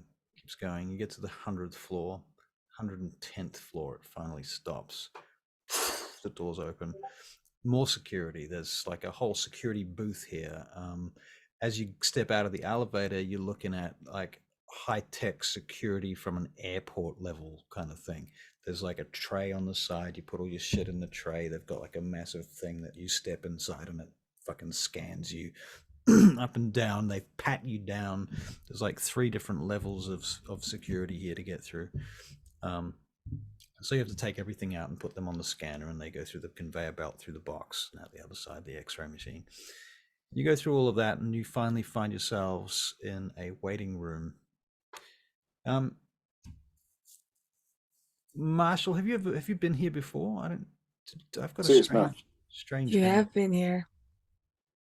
Not at the Sears Tower. Pretty sure you've been here. I have a feeling, but why do I think that? Why do you and I both think that, but he doesn't remember that? You totally have. Totally have. Totally. You've met the prince. Pretty sure you met the prince. How did that happen? Don't make me doubt this. Absinthe has met the prince. It's true, yeah. Right? Yeah. But I'm pretty sure you already described the car park to this dude. Right. You said there was like there was like a scepter on one. You said there's a broken mosque, but you took that. Yeah. Sorry, broken mirror, but you took that back. Surely. We did. Never mind. We totally did. It doesn't matter. I mean, Totally did. I guess if you've forgotten, then you probably haven't. It's all fresh. Yeah. That's all right. Okay, so after a few minutes, you were taken through to this boardroom. And in this boardroom is this tall-looking, Nordic-looking fellow with a cream suit and a polar neck shirt on underneath it. He's got blonde hair in a kind of 80s mullet. Any of that ring a bell? I haven't been here. No? Okay. The name Right. Loden. Well, as you enter, everybody We haven't been here. Not with me. everybody says, Not "Good in my evening, notebook." my prince." It's true. He has So a notebook. he has a notebook. Loden looks over to you all and he says, welcome to the Sears Tower. And he looks across you. Antheus, what a pleasant surprise to have you in our presence tonight. And you've brought what appears to be most of the Gangrel of our city. What is this about? Well, my lord, I want to introduce you to a new kindred among us. He is my childer. Loden's face kind of, for a moment it hardens and then it softens again. A new childer? Haven't you been busy, Antheus? Forgive me, my lord, says Antheus. He steps forward and then goes down on one knee in front of the prince. And the prince stands there with his shoulders back, framed by the window behind and the various other towers, the Hancock Center, and then the lake. So you've made a new child. No doubt, Antheus, you, of course, of all people, are aware of our traditions, so I shall not regale you with our protocols. No doubt then you have some sort of reason for this, and you are about to explain it. Yes, my lord, I do. As you have probably heard, there has been a heavy-scale combat last night with the vampires from the Sabbat. There were La Sombra and, I don't know, perhaps Samitsi too, we're not sure. We haven't yet done too much of the cleanup operation, we have been recovering. And I have been preparing my child to meet you for tonight. There's been a number of other things, including deaths amongst retainers and such. There have been losses, let me say. In any case, we were in a situation whereupon I was concerned that we did not have enough manpower. Marshal Rogers here, he turns to face you, points at you with his open hand. Marshal Rogers here was severely injured, but he was one of our crew. It was a instinctive reaction to do what has been done in the past under these circumstances. If you recall the events of the sinking of the Chicago Queen only maybe a year ago, maybe two, I don't know. Similar events. Sabbat attack, we needed backup and we needed it quickly.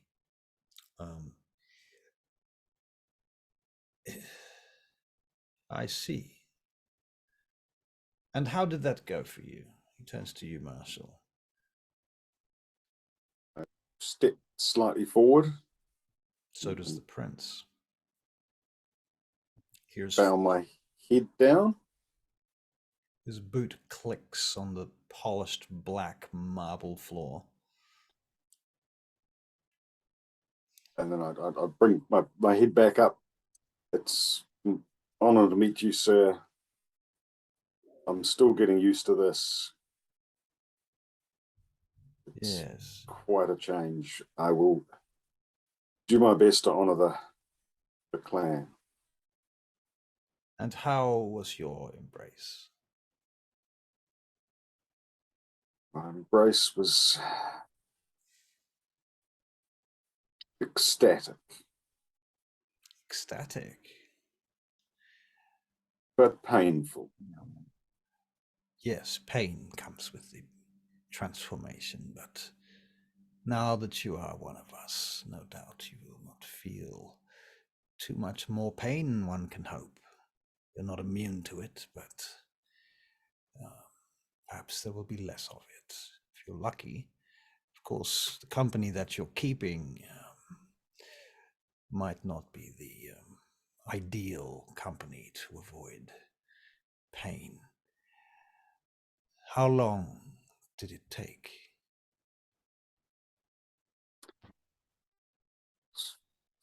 A good few hours. He looks over at Antheus, and Antheus looks down at the floor. A good few hours. Curious, Antheus, that you would make a vampire in the middle of a firefight. Surely you realized it would take several hours for this to occur.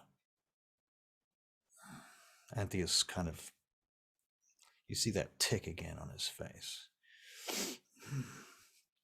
Yes, my lord, I was aware. I considered that. But I decided that it was better to make him as strong as possible, as quickly as possible. He would have a better chance of survival as a kindred than as a ghoul. And we needed manpower.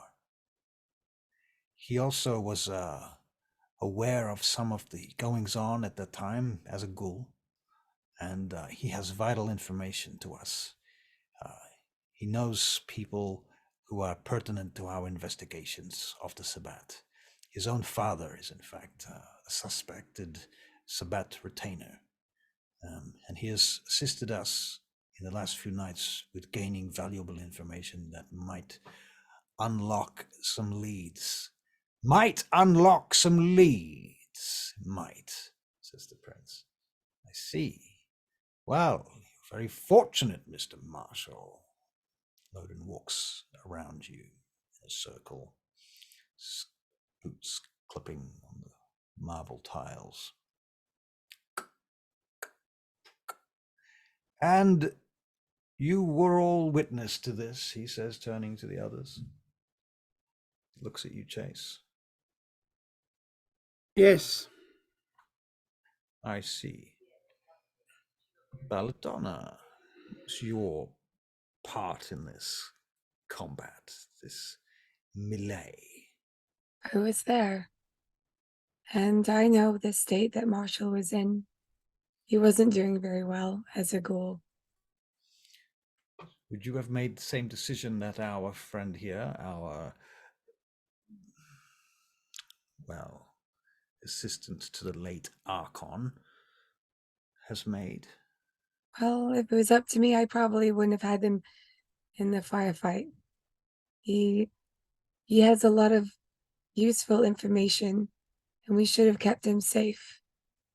And I trust Antheus. Antheus made the right decision to keep him safe because he is useful.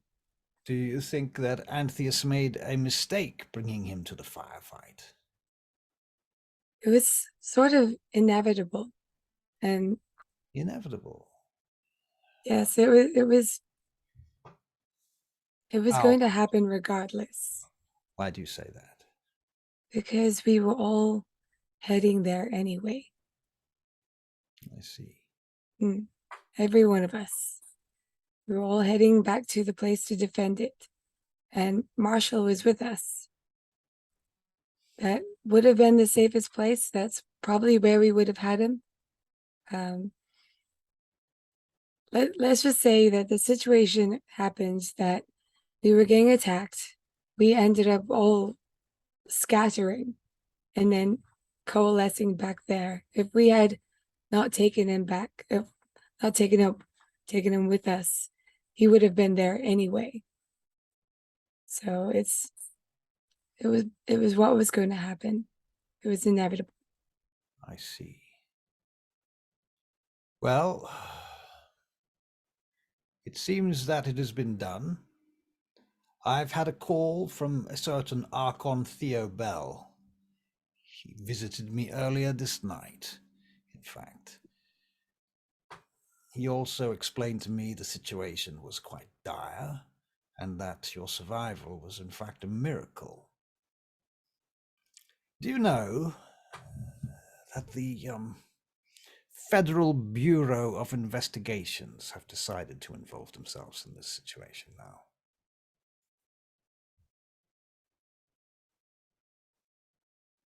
Yes, sir.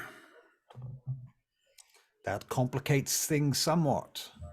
Now we have their sticky little grubby fingers all over the scene. Clearing up this mess is going to be much more difficult than under usual circumstances. Have you heard of the National Security Agency? The NSA? Yes, sir. I've recently been made aware that the NSA have a special unit. A unit not unlike that of the Society of Leopold. Have you heard of them? Probably not. Let me just tell you, they are vampire hunters, mortals, and they have resources, money, and weapons. So if the FBI are involved in this, then they're one short step from the NSA. So that is what we should wish to prevent, is their involvement, because if they become involved in this situation, things may get out of hand.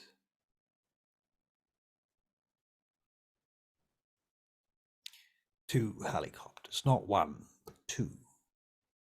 smashed on the streets. Literally a dogfight. Cars torn to pieces with, what was it, a 50mm cannon, did you say? He turns to his retainer who's standing over in the corner. He hadn't even noticed him because he was just like an aide. The guy nods. Yes. I have photographs if you want to see them. The Chicago PD has been on the scene. You know that they were cleared off by the FBI.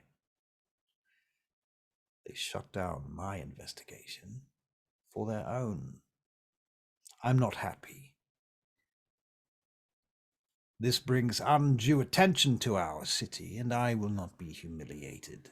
Not before the inner circle, not before the Camarilla. I need you to conduct your business more carefully. I'm not sure what that entails. No doubt you are wondering. But we need to find you a new location to set up your operations. I've already started that. I'm sure that you have. Does the Chicago Queen Coterie still maintain its office at the cave? No. I don't think it's secure enough. Well, I agree. I'm simply asking if it is still there. No. If it's not secure enough, then we will need to raise the stakes somewhat. We shall look into some sort of military installation. This will be difficult, and it will cost money. Do you still have the accounts I gave you? I believe it was, he turns to his fellow in the corner, and the guy says, 20 million, sir. $20 million I gave you. Yes, he opens a folder. I see you've not drawn any of that money down. Are you saving it for a rainy day or something like that? I think this is the rainy day, sir. I think the time has come. I think it is quite impressive that you have come this far without utilizing the resources that I have given you, but I gave them to you for a reason. This is the reason. You've been operating out of basements and shops. This does not reach our requirements any longer. I must be honest with you. He looks at you, Belladonna, and Chase in particular. He says, you as members of the Chicago Queen Coterie should be aware. When I founded that coterie, I don't think either of you were present. Is that true? Yes. The vampires that began that coterie have left or met their ends. Your coterie was made in the aftermath of such an attack as this, except more dangerous. It was upon elders and primogen counselors and myself. Some of them were your sires.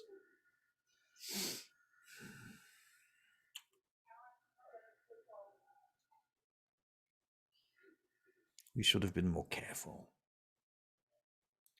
They were created as a distraction, as cannon fodder, and they served us well for a time. But this is no longer acceptable. I want this to stop. These Sabbat vampires need to be put in their place, and I have a plan for you that will do exactly this. Antheus rises. Do you remember strategy B? Antheus looks at him a little quizzically. You want us to start a war with them in their own territory? Yes, put them on the back foot. Take the fight to the Sabbat. They will have spend so much of their time being concerned about their own defenses, they will not have time to attack ours. Are you sure, my lord? This is very dangerous. Very dangerous. You want us to go to... Where would we start this war? Well, take your pick. New York is good. They're there now. Mexico. I believe you have experience there, do you not, Antheus? Yes, my lord. You could go so far as to South America if you wanted to. I will let you decide, but in any case, I expect you to take the fight to them. Enough of this. Turns to you, Marshal, and you. I wish to speak to you alone. He waves everybody else out. I have, sorry, I just have one question. And that is, He's right in your face. Yes. when did you guys do a sweep of Chase's building? Because we had Marshall's brother and another ghoul woman there. Were they there? Understand that the FBI have taken control of this asset. Right. I Get look at Marshall like, We are going to have to find a way to get them back, and you are going to have to find a way to find out what they know.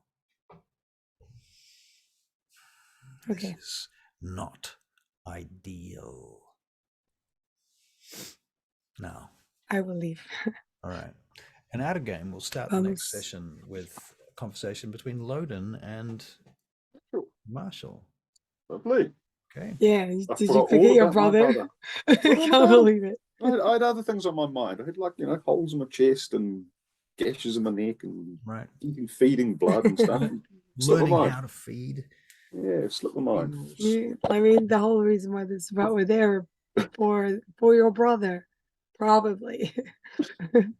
All right. Thank you, everyone. Cool, thank you. Great. Hopefully, roll. my voice will be back next week. Yeah. Oh, it's nice and husky and sexy. Uh, Suits the character, I it's think, so really sexy. well. I think it suits the character. Good That's night. all I've heard of the character anyway. Yeah. Ladies Cool. and gentlemen, have a good evening. Goodbye. Bye, everyone. Bye. See you, Barry. Yeah.